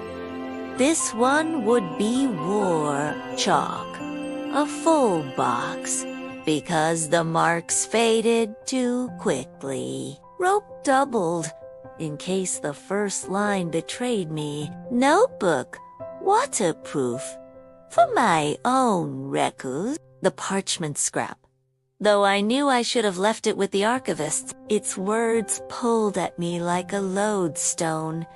A mirror, small enough for my pocket. My aunt once told me mirrors confuse spirits. I wanted at least one superstition on my side. The cassette, because part of me believed the vault might recognize its own echo. I tied the ribbon tighter around my wrist until it left a pale groove in my skin. Return to the school. The city was quieter in the early morning. Vendors arranging carts, the smell of bread rising like incense, pigeons flapping heavy wings from roof to roof. At the school gate, Hazen was absent. The chain remained, but someone, maybe him, maybe the city itself had left the lock loose enough that a determined hand could coax it free. I slipped through. The courtyard seemed different now, not just in light but in mood, as if the tiles remembered my trespass. The arches above cast long shadows that resembled teeth. At the side gallery, the door yielded to the same key I hadn't returned. My heart hammered as I descended the narrow passage. The grate waited. Its painted 12/13ths looked brighter than yesterday, like chalk freshly applied. My crowbar slid easily into the seam I had already weakened. With one hard wrench, the plate shifted again. The vault's breath met me instantly. Cold, metallic, intimate. I crawled in. The arrows. The chalk arrows were fainter than before. Some had vanished entirely. The ones that remained seemed altered. Longer tails, sharper angles, as if redrawn by another hand mocking the first. I redrew them myself, pressing harder, muttering each number as I marked. 1, 2, 3. The tunnel sloped downward, more steeply than I remembered. My torch caught rough walls, seams of stone patched with brick, places where water had seeped and dried into crystalline ribs. At shoulder height, a new sign appeared. Not an arrow, but a word, hurried and jagged. Listen. I pressed my ear to the stone before I could argue with myself. At first, nothing. Then a faint pulse. Not a hum. Not an echo. A voice whispering too soft to catch, as though speaking into the wrong century. I pulled back, dizzy. My ribbon itched against my skin. The counting wall. The tunnel opened into a chamber smaller than the cistern but carved deliberately, its walls lined with... I raised the torch. Rows of marks stretched floor to ceiling, 12 each. Some crossed, some doubled. My stomach clenched. This was no accident. Generations had been here, carving, counting, losing. I traced one set. 12 vertical lines where 13 should have been. The stone was smooth, polished as if licked away. The air thickened. My own breath rasped loud in my ears, and with horror I realized the sound was not mine alone. Another breathing matched me, just behind. Just beyond the reach of the light. I spun. Nothing. I whispered, foolishly. Who's there? The chamber exhaled. My own whisper returned but late, warped, stretched. Who's there? The voice was mine, but it wasn't. The descent begins. I forced myself onward, deeper. The chamber spilled into another stair, cut rougher than the cistern's helix. My torch revealed crude steps dropping steeply, slick with moss. I counted aloud to steady myself. 1, 2, 3. The sound of my counting didn't echo. It followed. Each number returned not as repetition but as agreement, as if the stair itself was learning the sequence with me. At 12, my throat closed. My foot hung above the next step, the phantom of absence tugging at me. I forced it down. The vertigo hit instantly, a gut-deep lurch, as if the step had dissolved for a heartbeat before solidifying beneath me. My knees buckled, but I clung to the wall and kept moving. Behind me, the steps already counted themselves clean. 12, again, never 13. The rope dragged at my waist. I imagined it cutting into the stone behind me, being swallowed foot by foot. I whispered again, desperate. 13? The stair groaned. For a heartbeat, the hum faltered. Then it resumed, louder, and somewhere below, a new sound began to rise. The creak of wood, impossible underground. Chapter 3. The Descent. The creak came again, long, slow, as though weight pressed onto ancient timber. But there was no timber here, only stone and water and silence that knew too much. My torch beam jittered across the stairwell, searching for a source, but the walls gave up nothing. The sound moved below me, down the stair I hadn't yet taken. Not echo, not resonance, a deliberate step.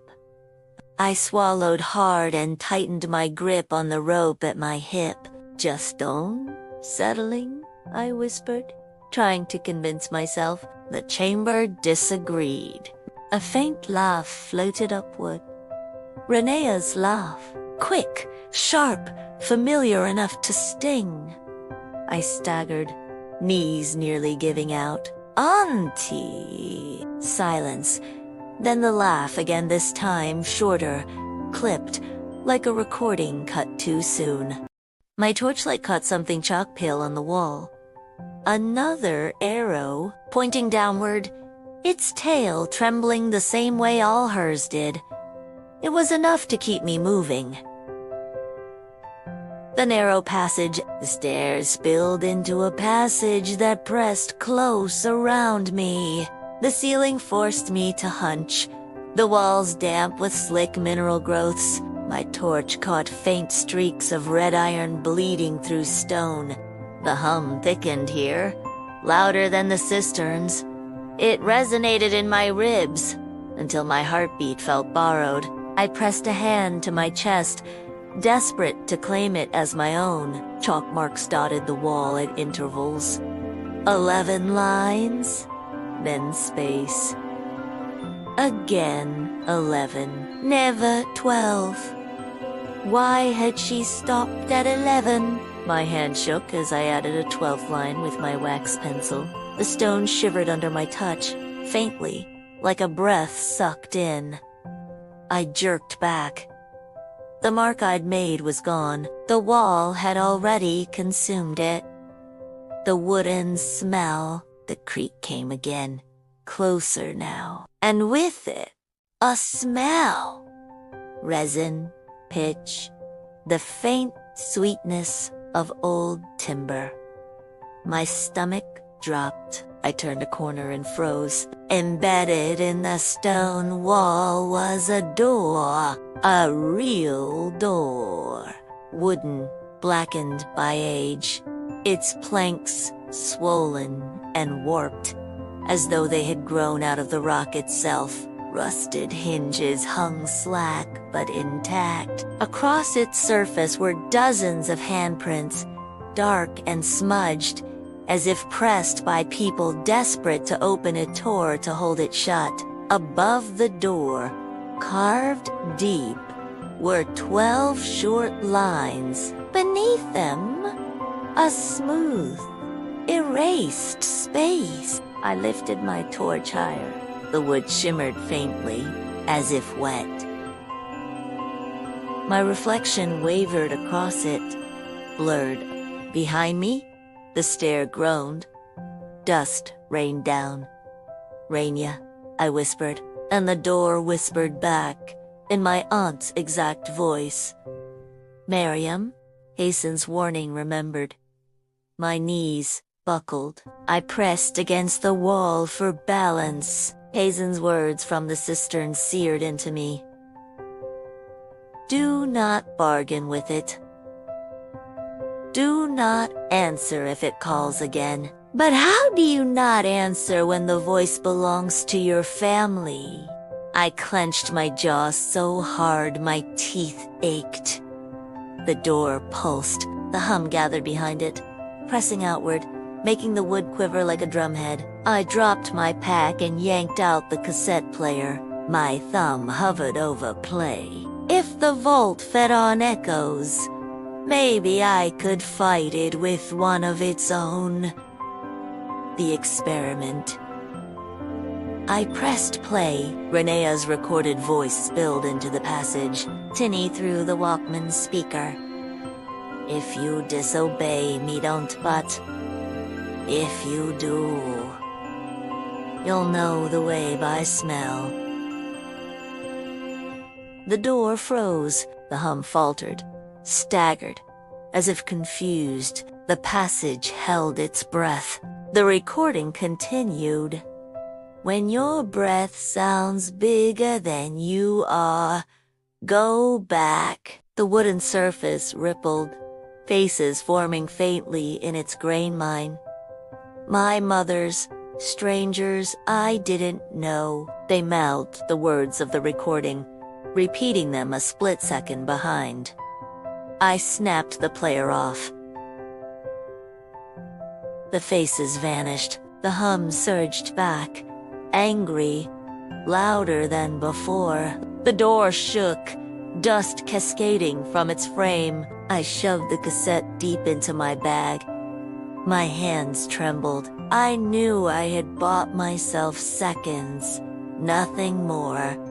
The decision. The stair behind me was groaning again, louder, as though something vast had stepped onto its 13th tread.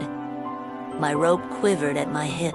Forward was the door that called my name. Behind was a stair that wanted to erase me. I pressed my forehead to the cold wall, trying to think. I remembered my Aunt S. words from the tape. If a man offers you light in the dark, do not take it.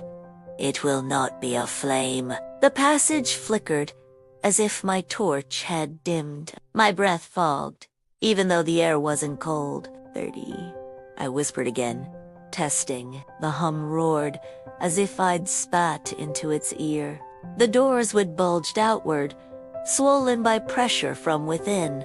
Something behind it was listening. Something behind it wanted me counted. And I realized the descent had not been mine alone. The vault itself was descending toward me. Chapter 3. The Descent. The door swelled again, groaning like timber strained against centuries. My torchlight shimmered across its planks, which now looked less like wood and more like skin stretched taut. The handprints pressed into its surface seemed to flax, the fingers twitching faintly as though alive. I stumbled back, nearly tripping over my rope. My breath came ragged, and immediately the hum matched it, inhaling when I inhaled, exhaling when I did, as if the entire passage had become a second set of lungs. 13. I whispered one last time, almost a prayer.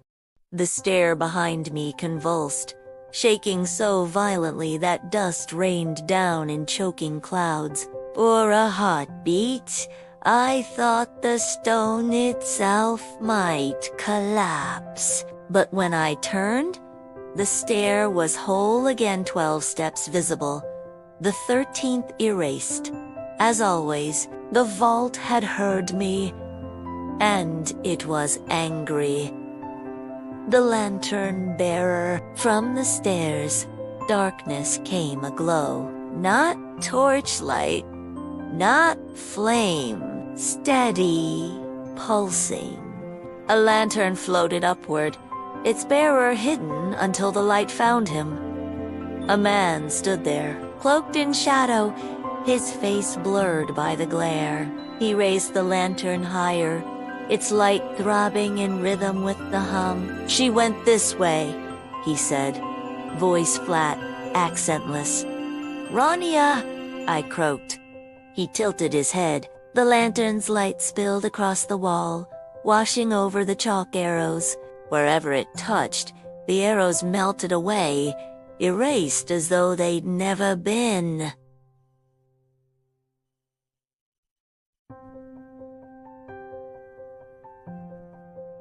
"Follow," he said. "The vault already knows your name." My fingers clenched around the crowbar. Hazen's warning pounded in my skull.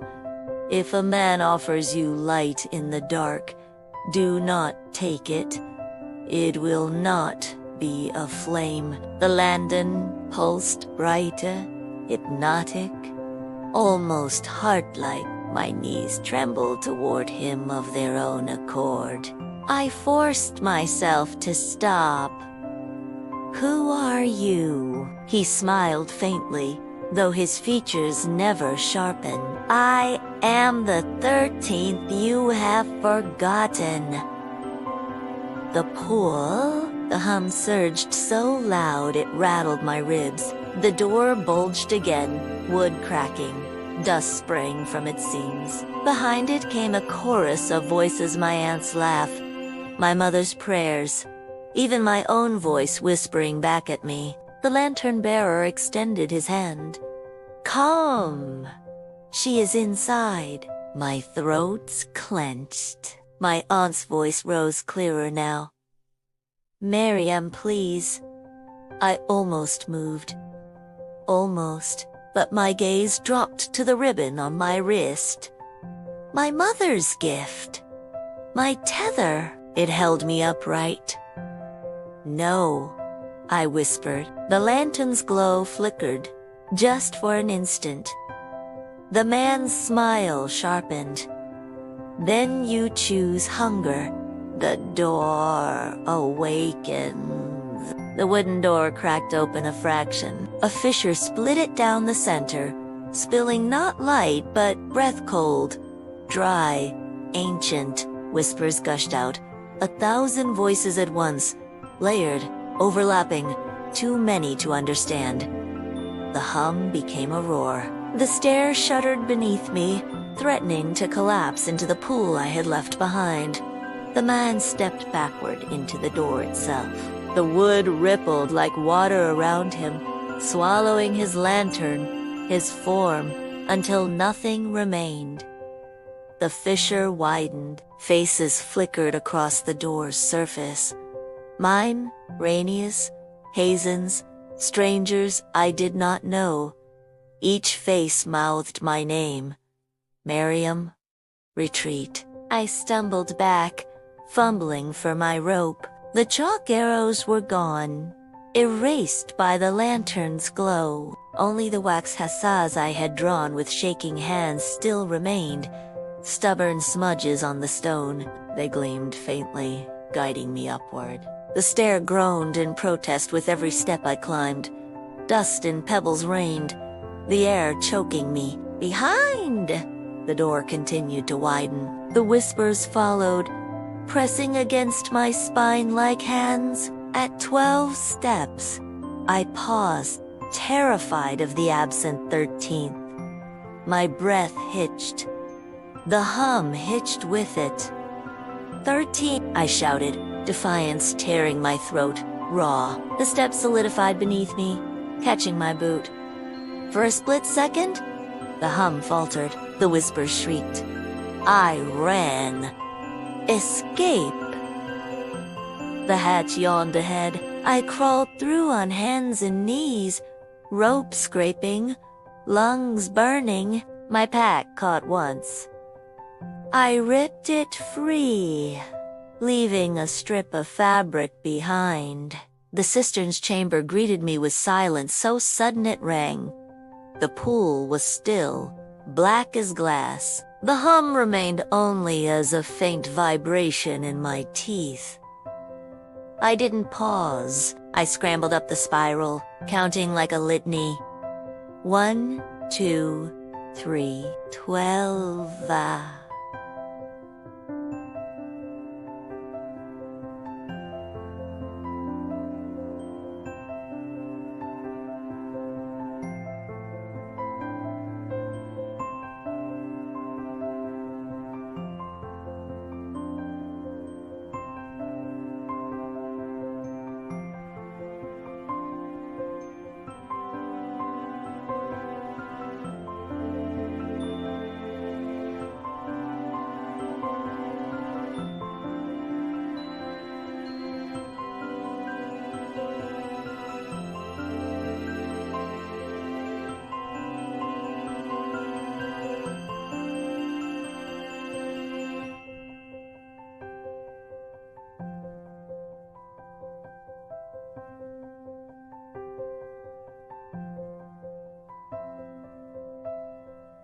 The 13th step absent as always, but somehow my body trusted it enough to carry me. At the archway, daylight filtered faintly through the grate. I squeezed out, crowbar clanging, rope trailing like a lifeline pulled from a throat.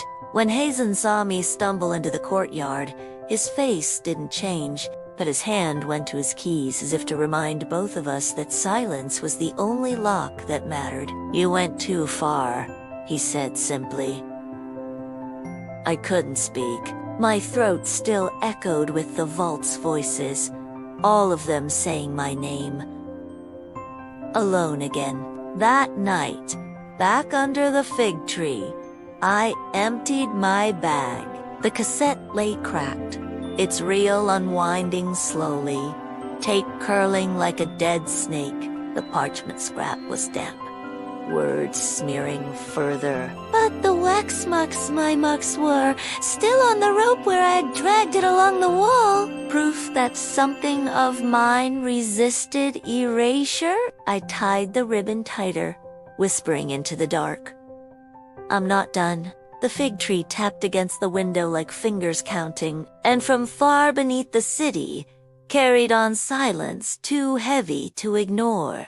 I thought I heard my aunt laugh again. Chapter 4. The 13th Manuscript. I spent the next morning pretending to work. The archives reading room filled with the usual murmurs, researchers squinting at census records, students copying family trees from Ottoman registers, a clerk coughing into his sleeve. I stamped accession slips and cataloged a set of court transcripts. But every page I handled blurred into the same sequence of vertical strokes. 12, and then an absence. My mind refused to leave the stair, the door, the voice, my own name, spoken in rainiest tone but swollen with others. The way the wax marks had resisted erasure. When I reached for my tea, the parchment scrap tumbled from my bag, fluttering across the desk. I snatched it quickly, but not before the student beside me glimpsed it. Old Syriac, he asked casually. Inventory scrap, I said, too quickly. My throat dried. Nothing of use. He shrugged and returned to his notes, but I saw his eyes flick once more toward my desk. Curiosity already rooting, I stuffed the parchment into my notebook, heart racing. It no longer felt like an artifact. It felt like contraband. The parchment at home, that evening, under the fig tree's restless leaves. I flattened the scrap under glass and transcribed as much as I could. A vault beneath the vault. Not of men, not of time. It feeds on echo. When 13 is spoken, the year sleep. When 13 is lost, the year opens again. Beware. The one who offers light, for his flame is no flame. But at the bottom, I discovered words I hadn't noticed before. Fainter, as if written in diluted ink or traced by a reluctant hand. And there was a manuscript hidden among the vault's first stones that refused the 13th line. When scribes tried, the words unraveled. When priests blessed it, the blessing died in their mouths. The 13th manuscript remains unwritten, yet present. He who finds it will already be counted. My pulse hammered. The 13th manuscript. Was this what my aunt had saw? Was this what the vault whispered about? Hazen's reluctance. The next day, I sought Hazen. He sat by the school gate, as always, keys heavy in his lap, eyes fixed on nothing. I found reference to a manuscript, I said carefully. Have you heard of it? A 13th that cannot be written. His jaw tightened. His thumb brushed one of the larger keys as though it might bite. There are always manuscripts, he muttered. Words are hungry too. This one is different, I pressed. It erases itself. His gaze snapped to me, sharp as iron. Then why chase it? Let absent stay absent. The vault counts enough without your help. I almost told him about the door, about the man with the lantern, but something in his stare warned me. To speak of it aloud would be to feed it. Instead, I asked, did my aunt mention it, Rania? For the first time, his expression cracked, grief quickly hidden. He rose and turned away. Some questions, he said over his shoulder, do not want answers. They want listeners. And he left me with the keys clink fading down the street. The dream, that night, the manuscript entered my dreams. I stood before a table in the archive, but the pages before me writhed, letters crawling like ants. I tried to pin them down with my fingers, but they smeared into silence. From behind me, my aunt's voice said, "Don't write 30. Just remember it." I turned, but she was already gone. The parchment crumbled to dust in my hands. When I woke, my notebook lay open on my desk. A new line had appeared beneath my transcription, written in my own handwriting but shaky, as if by someone moving my hand while I slept. You have already been counted. The ribbon on my wrist had come untied. Resolve. Fear might have stopped me once, but now, fear only sharpened my need. If the vault contained a manuscript that refused to exist, I had to see it, to prove it, to find out if my aunt's obsession had been with words, not with ghosts. I repacked my bag. Rope, chalk, wax, pencil, crowbar, cassette, and the parchment scrap, though I suspected bringing it closer to its birthplace was a mistake. Before dawn, I stood again at the school gate. Hazen wasn't there. The chain hung loose. The vault wanted me back, and I was ready to descend again. Chapter 4. The 13th manuscript. The school swallowed me again. The courtyard tiles seemed colder, as if the sun had abandoned them.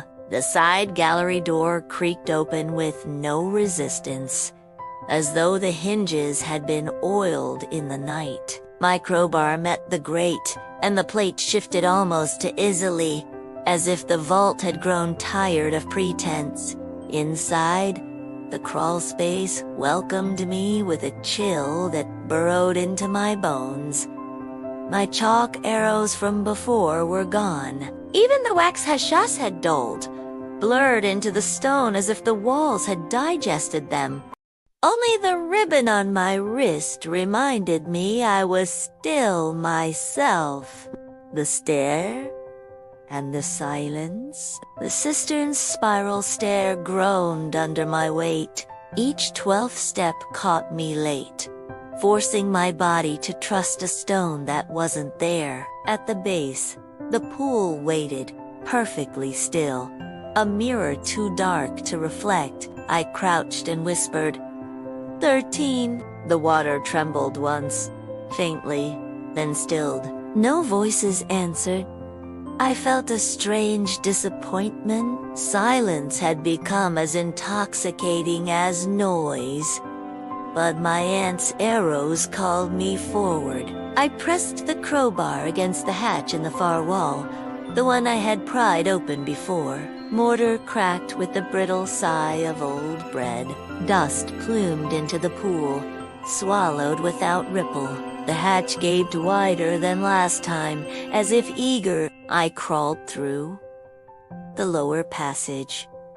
This tunnel felt different. The air was heavier, tinged, not just with metal but with ink. The sharp bite of iron gall, the ghost of manuscripts long dissolved.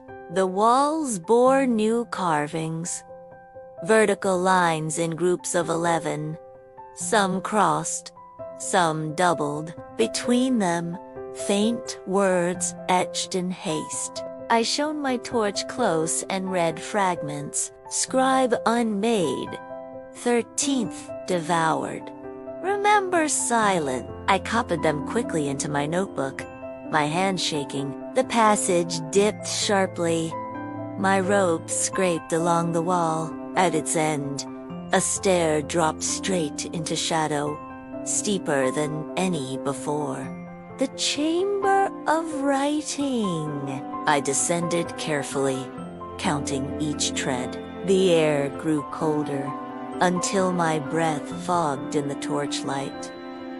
At the bottom lay a chamber small enough to be a cell. Its walls were covered in writing Syriac Greek, Arabical, layered, overlapping, as though scribes from centuries had fought for the same surface. In the center stood a pedestal of stone. Upon it rested fragments, scraps of vellum, curled and blackened, as if burned from within. When I touched one, it crumbled to ash, leaving no mark on my fingers. The hum was stronger here, a low vibration shaking my teeth. I leaned close to the pedestal. Among the ashes was one fragment still intact. I slid it carefully free. On it, faint words glimmered before my eyes. The manuscript that cannot be written. Each attempt erased. Each scribe counted. He who reads this has already given his name. The letters bled into one another even as I watched. My vision swam. For a moment, I saw my own handwriting layered among the scripts, repeating the same warning. I dropped the fragment, heart hammering. The lantern again. A glow flickered at the far wall. I froze. From the shadows stepped the man with the lantern. His light pulsed, steady, unnatural, washing over the chamber. Where it touched the walls, words dissolved, disappearing into stone. He lifted the lantern higher. "You found it," he said. His voice was calm, flat, emptied of accent or breath. "The 13th manuscript," I whispered. He smiled faintly. "Unwritten, yet present." "You carry it already?" My throat closed. "Where is my aunt?" He tilted his head. "Inside every word you have spoken. Inside every silence you have broken. She is counted. So are you." The lantern pulsed brighter, rhythm matching my racing heart. "Step closer," he said, "and read what cannot be written." Chapter 4. The 13th Manuscript, Part 3 of 3. The lantern's light throbbed, filling the chamber until every shadow seemed alive. My torch, weak in comparison, flickered like a candle about to give up. The man's face, never clarified always, blurred at the edges, like wet ink refusing to dry. His voice pressed into me as though spoken directly into my chest. "Step closer," he repeated. I clutched the ribbon on my wrist, forcing my knees not to bend toward him. "If the manuscript cannot be written, then why guard it?" He tilted his head, and for the first time, something like amusement cracked his voice. "Because absence is hungrier than presence." To guard nothing is the oldest work of all. He gestured with the lantern. The light spilled across the pedestal, and for an instant, words surged up from the stone itself, Arabic, Syriac, Greek, cleared, flashing, then erased before I could read them.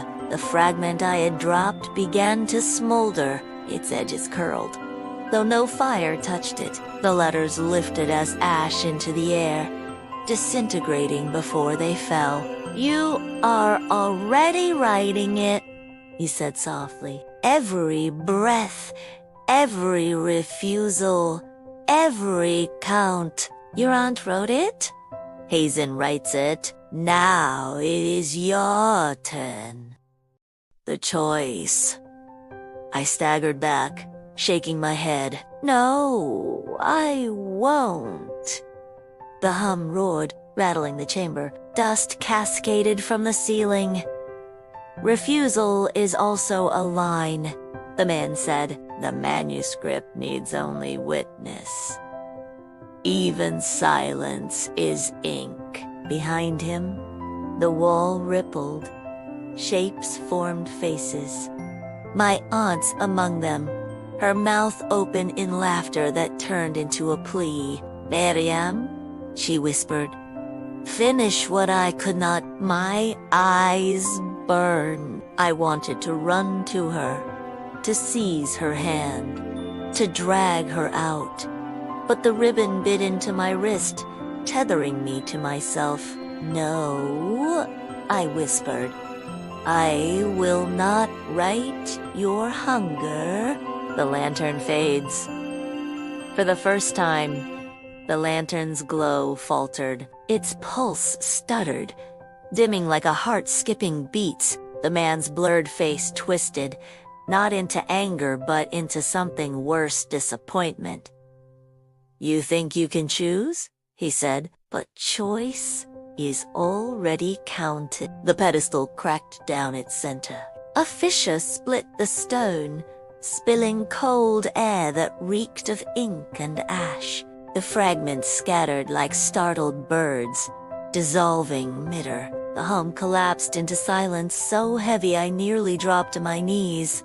When I looked up, the man was gone. Only the faint scent of resin lingered. The lantern's light had left behind nothing, no flame, no ember, just the absence of glow, which felt somehow louder than light.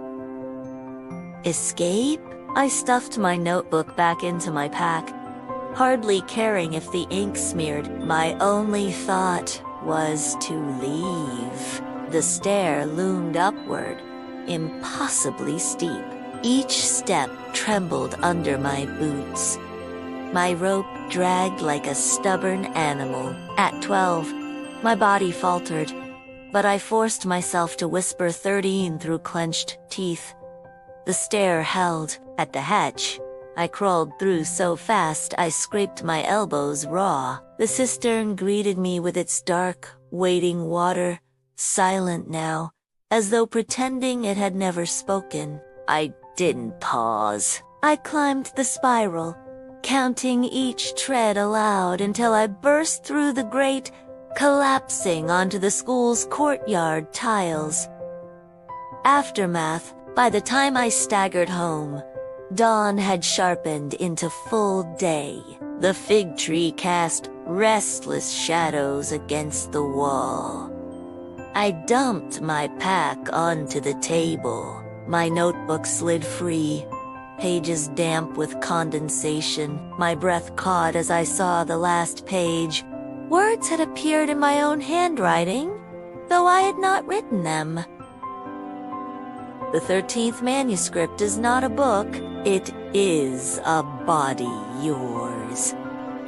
The ink shimmered wet, as though freshly drawn. I slammed the notebook shut, my chest heaving.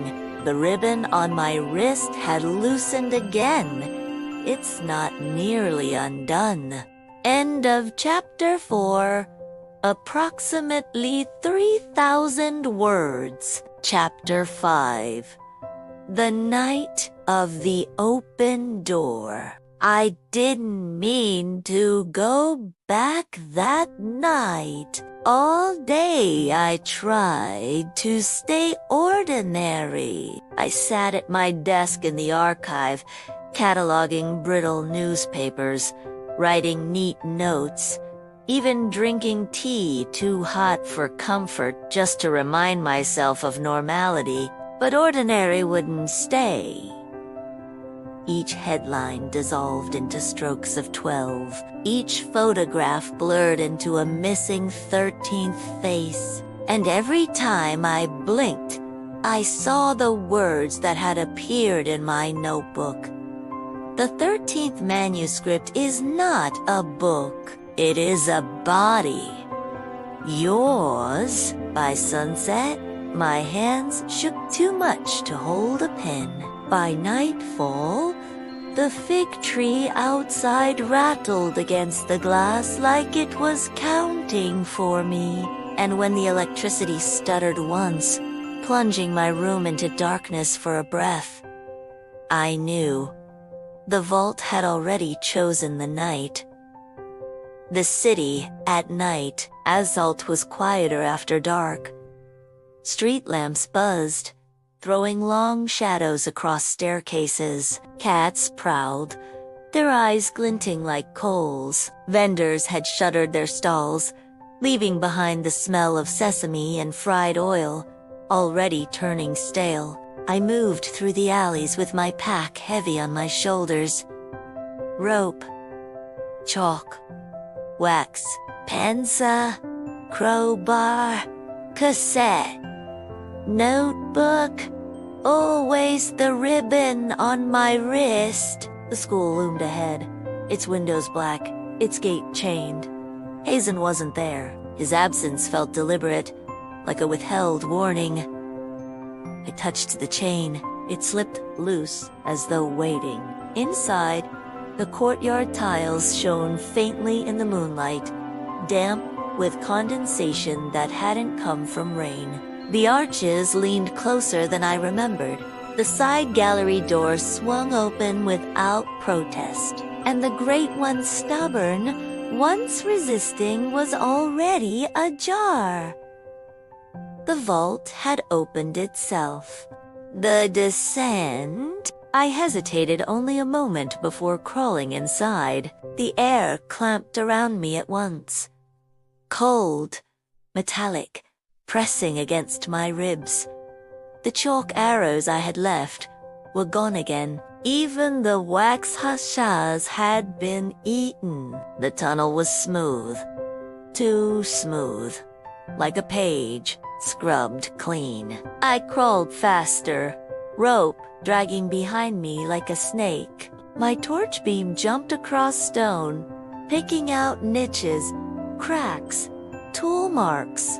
The hum was stronger than ever, no longer hiding in bone. A tool was sound now. Pull, unload, vibrating the air until my teeth hurt. At the cistern chamber, the pool glowed faintly, as if moonlight had seeped underground. I froze, torch trembling in my hand. The glow wasn't reflection. It pulsed, slow and steady, like breath. Faces swam in the glow. Some I knew, some I didn't. Reneus appeared for an instant, lips parting as if to speak, then dissolved into the water. I forced myself onward, prying the hatch wider, crawling into the lower passage. The call. The narrow tunnel exhaled warm air, carrying with it the faint smell of ink and smoke. My torch beam shook over the walls, where words etched by countless hands tangled together like vines, and then clear, immediate, undeniable came her voice. Mariam. Not from the walls, not from my memory, from ahead.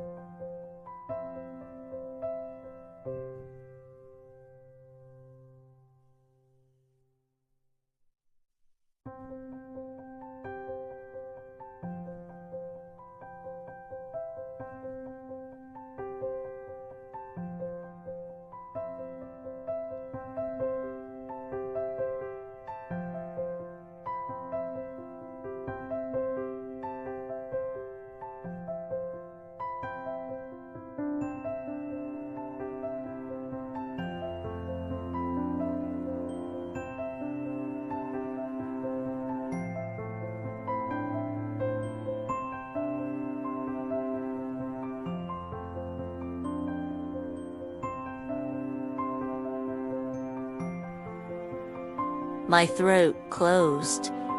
My knees buckled against the stone. "Auntie, here," she said. "You've almost found me." The hum surged, matching my heartbeat. I pushed forward, deeper, into the vault's throat. The open door, the stair dropped sharply, and at its base, I saw it.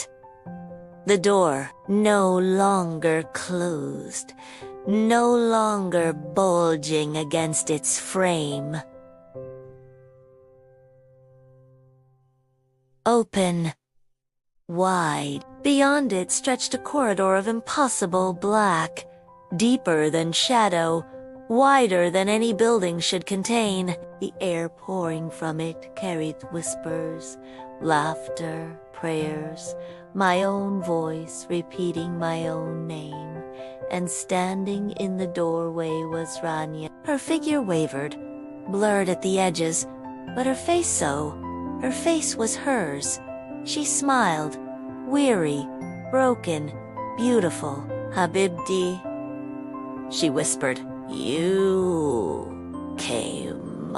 I staggered forward, every instinct pulling me toward her, but the ribbon on my wrist burned hot, pulling me back. The hum roared until the stone shook, and the vault's mouth waited, open wide. Chapter 5. The Night of the Open Door. Rania stood in the doorway, lit by no torch and no lantern, yet visible as if the darkness itself had decided to show her to me. Her smile was the same one I remembered from childhood, the sly curve of lips. Before she told a secret, before she led me somewhere I wasn't supposed to go. "Habibti," she said again. Her voice trembled with warmth. "Come quickly.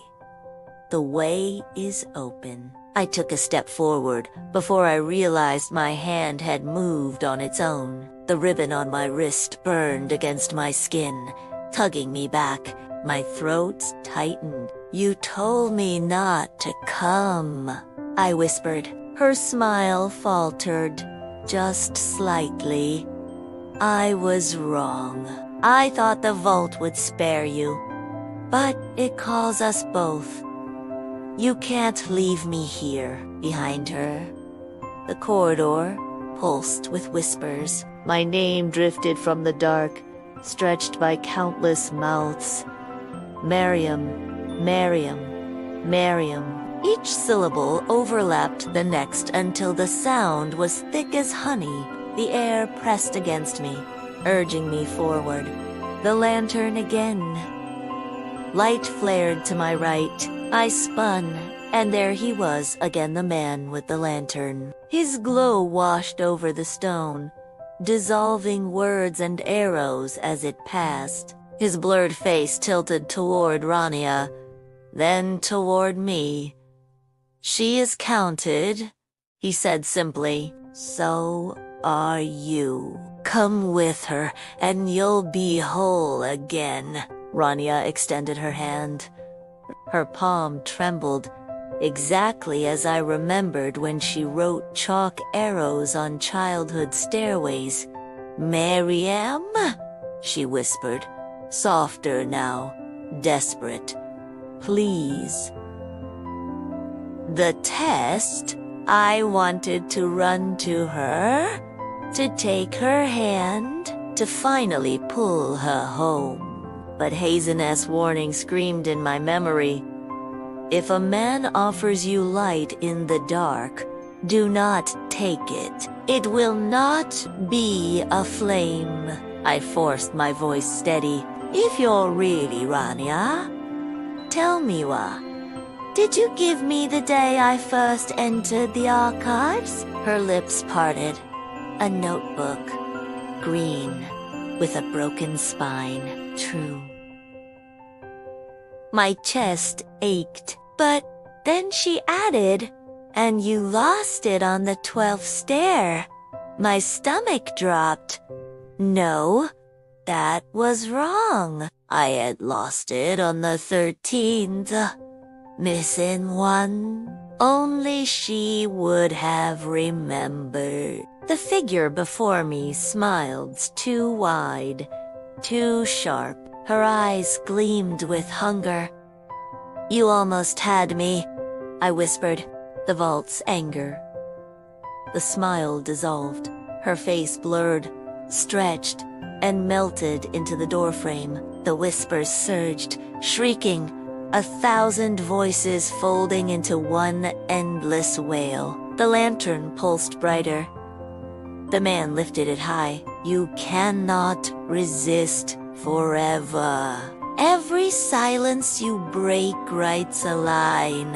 You are already the manuscript." The ribbon on my wrist seared against my skin, the knot smoking faintly. I screamed in pain but held it tight. 13, I shouted. The chamber convulsed. The stair behind me cracked. Dust and pebbles showering down. The vault roared with fury, the sound of stone tearing itself apart. The door shuddered, slammed partially shut, then quivered against unseen pressure, trying to open again. The lantern flickered. For the first time, the man looked uncertain. "You don't understand," he hissed. 13 is not escape. 13 is denial. Denial is still ink." And then his light sputtered, shrinking, fading into nothing. He was gone. Collapse. The chamber trembled. Cracks raced along the walls, spreading like veins of lightning. Water sprayed from seams. The cistern above bleeding into the lower vault. I scrambled backward, rope scraping my hands raw. The door slammed shut, the sound like a giant's heartbeat dying. Whispers cut off mid. I pressed my back against the wall, gasping, shaking. My throat tasted of blood and dust. The ribbon on my wrist had blackened where it had burned, but it still held. I was still counted but not yet claimed. Chapter 5. The night of the open door. The silence after the collapse was worse than the roar. At least noise is honest, it announces itself.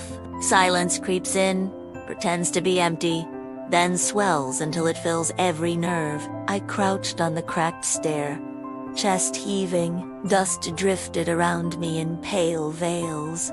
The hatch above glowed faintly with the suggestion of daylight seeping from the school's courtyard. That light had never felt so distant.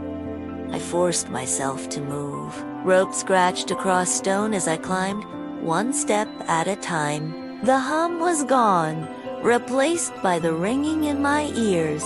But I didn't trust the absence. I counted under my breath. 1, 2, 3, 12.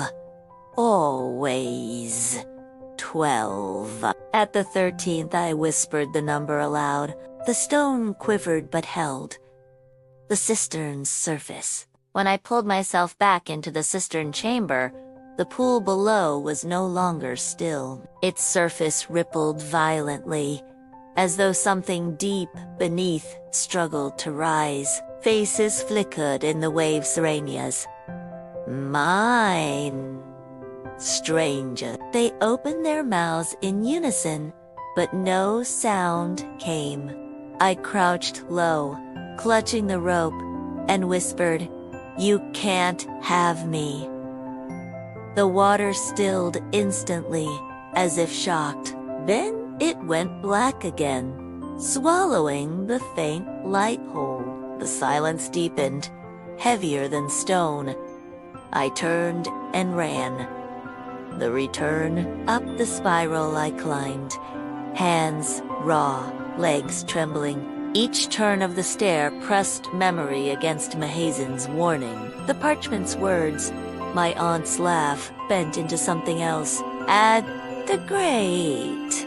The crowbar slipped twice before the metal yielded. I shoved through, scraping my shoulders bloody in my haste. When I staggered into the courtyard, night air wrapped me like mercy. The tiles were wet, moonlight pooling across them. For a moment, I collapsed, palms pressed flat against the stone, gasping like a swimmer dragged from drowning. Hazen was there, silent, watching from the shadow of an arch. He didn't speak. He didn't need to. His eyes said everything. You went where you should not. And now...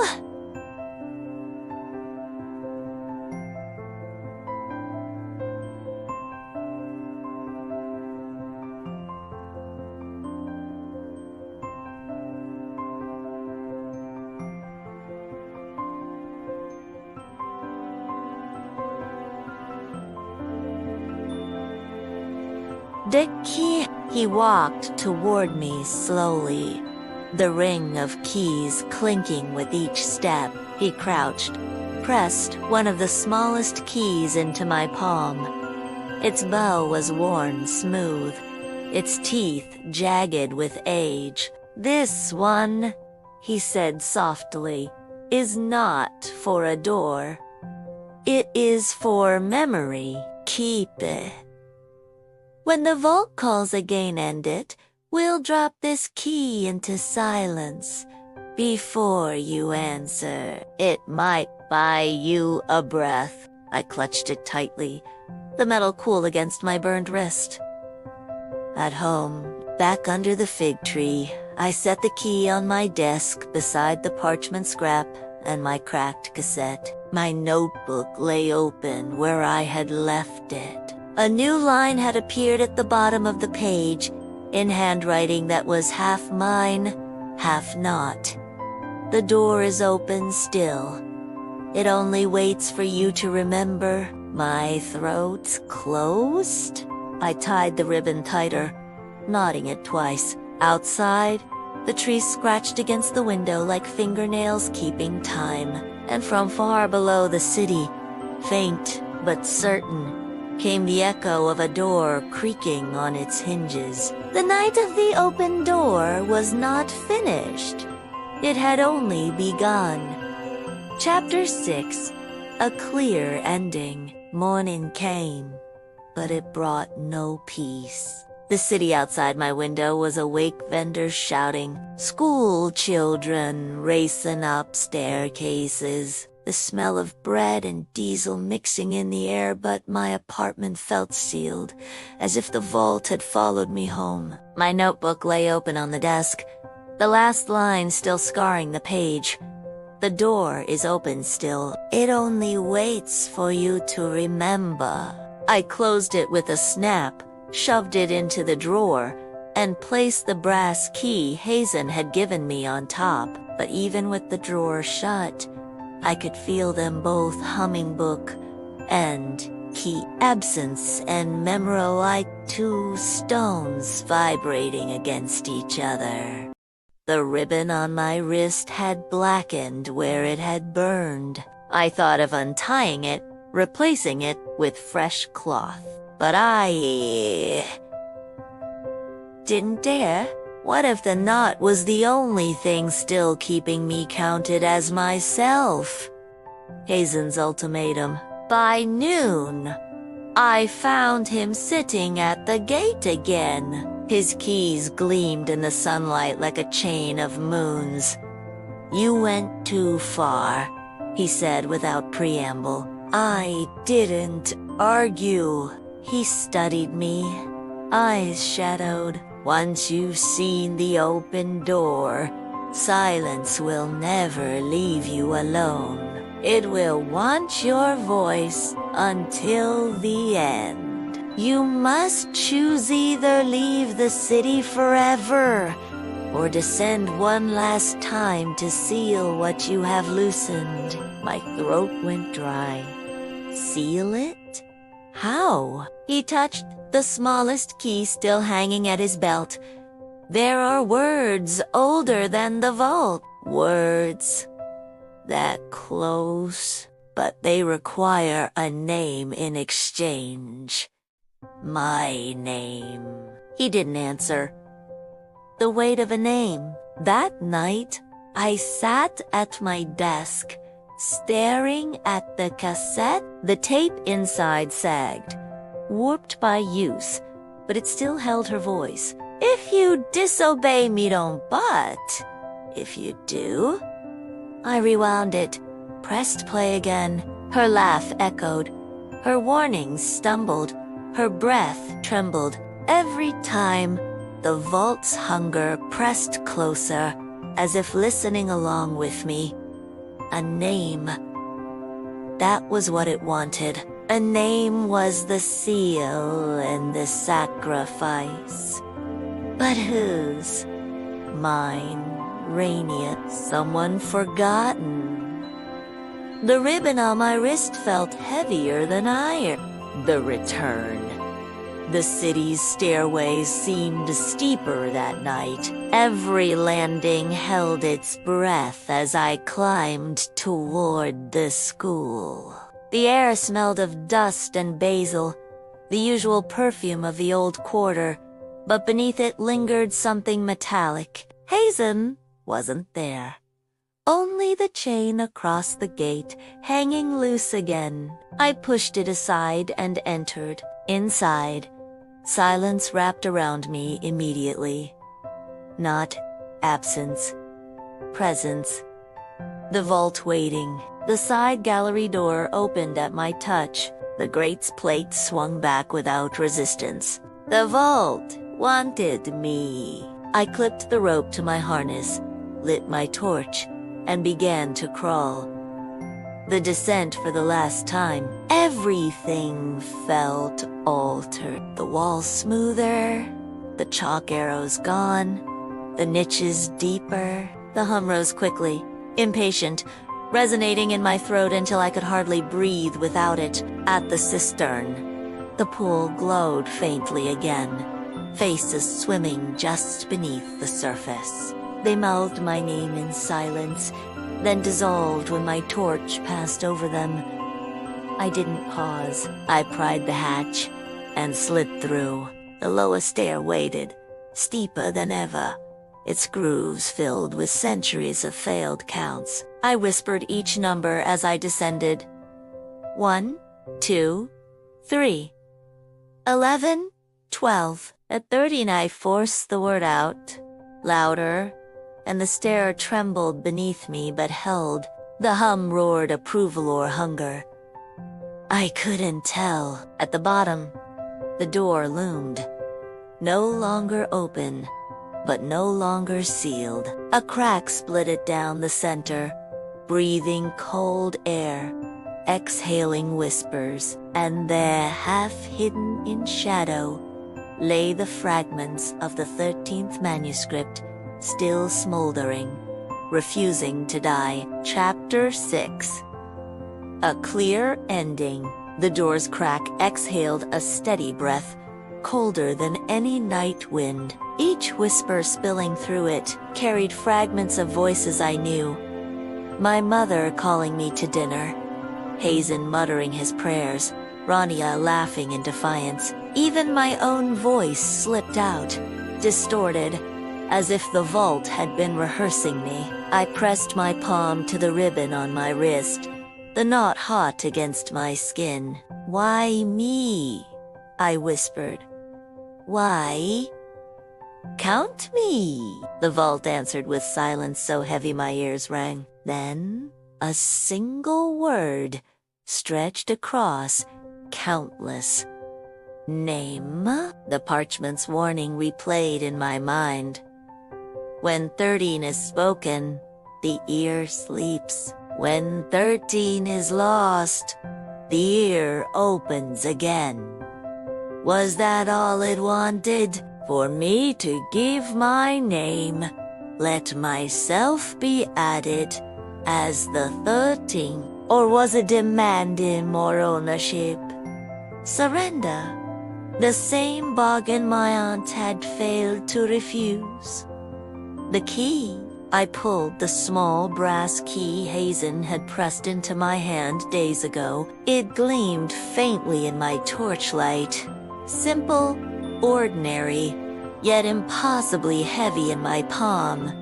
"This one is not for a door," he had told me. "It is for memory. Drop it where silence is loudest, and you may buy a breath." The silence was deafening now, louder than the hum had ever been.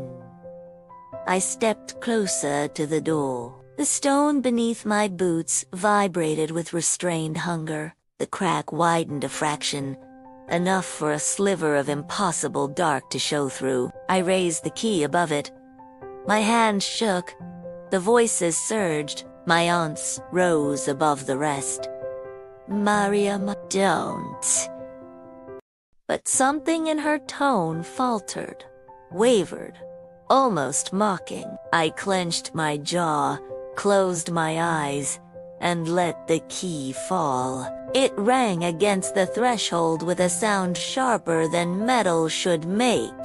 The crack shivered, narrowing for a heartbeat, the whispers choking into coughs. I had bought myself time. A breath. Nothing more? The cassette. From my pack I pulled the cassette. Its case was cracked, the reel sagging, but it still carried her voice. I clicked play. Static filled the chamber. Then Rainia's voice spilled out, worn and fragile. "If you disobey me, don't, but..." "If you do," the vault groaned. The crack shrank tighter, as though recoiling. "When your breath sounds bigger than you are, go back," the whispers shrieked. Thousands of voices tearing at once. The door convulsed, its planks rippling like water, faces forming and unforming. I stepped closer, holding the cassette player high, forcing the vault to listen to its own echo. "The bargain!" The voices twisted into a single roar. "Name." The door bulged outward, wood splitting, dust falling. Through the fissure I saw shapes, shadows of people pressed together, mouths open, names spilling endlessly, and at the front, my aunt.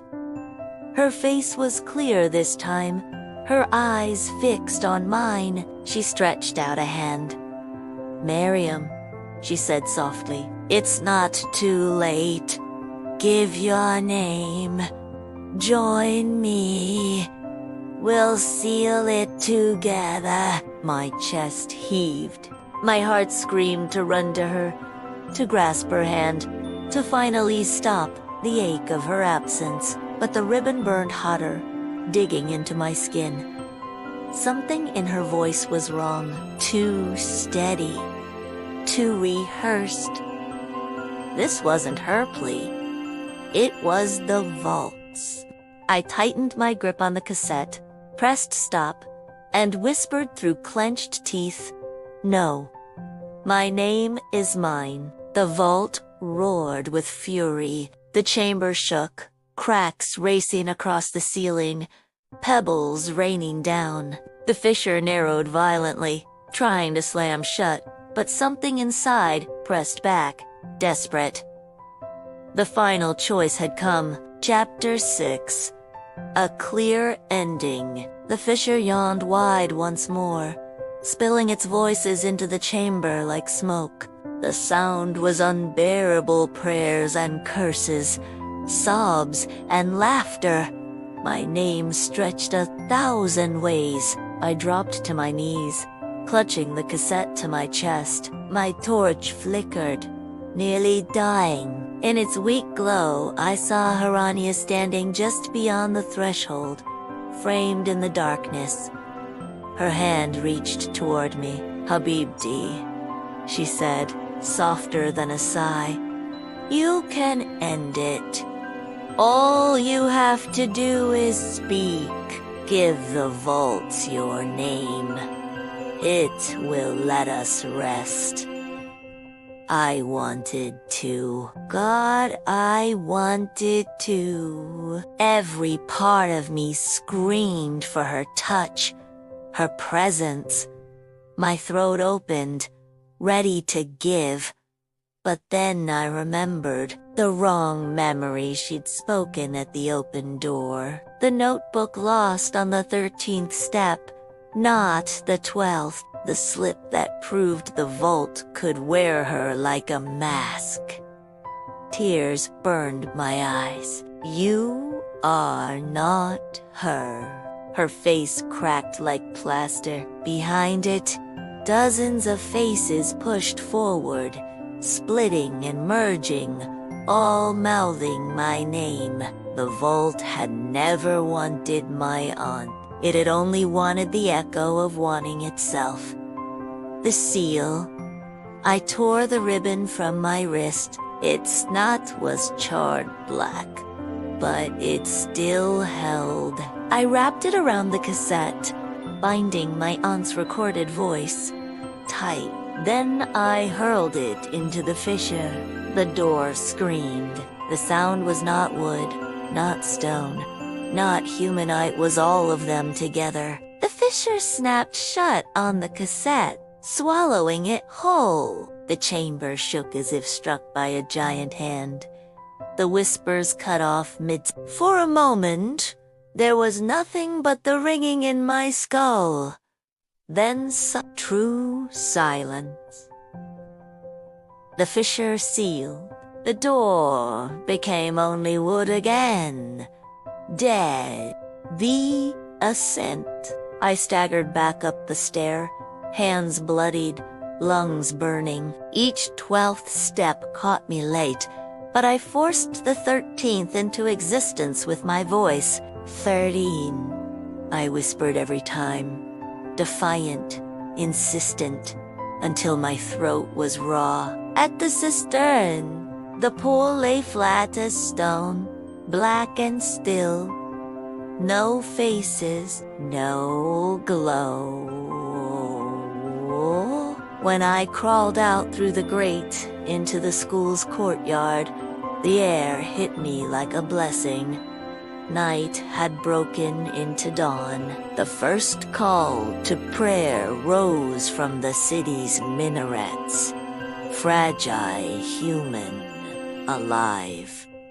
Hazen waited at the gate. He said nothing, only bowed his head once. His keys clinked softly, as if acknowledging the exchange.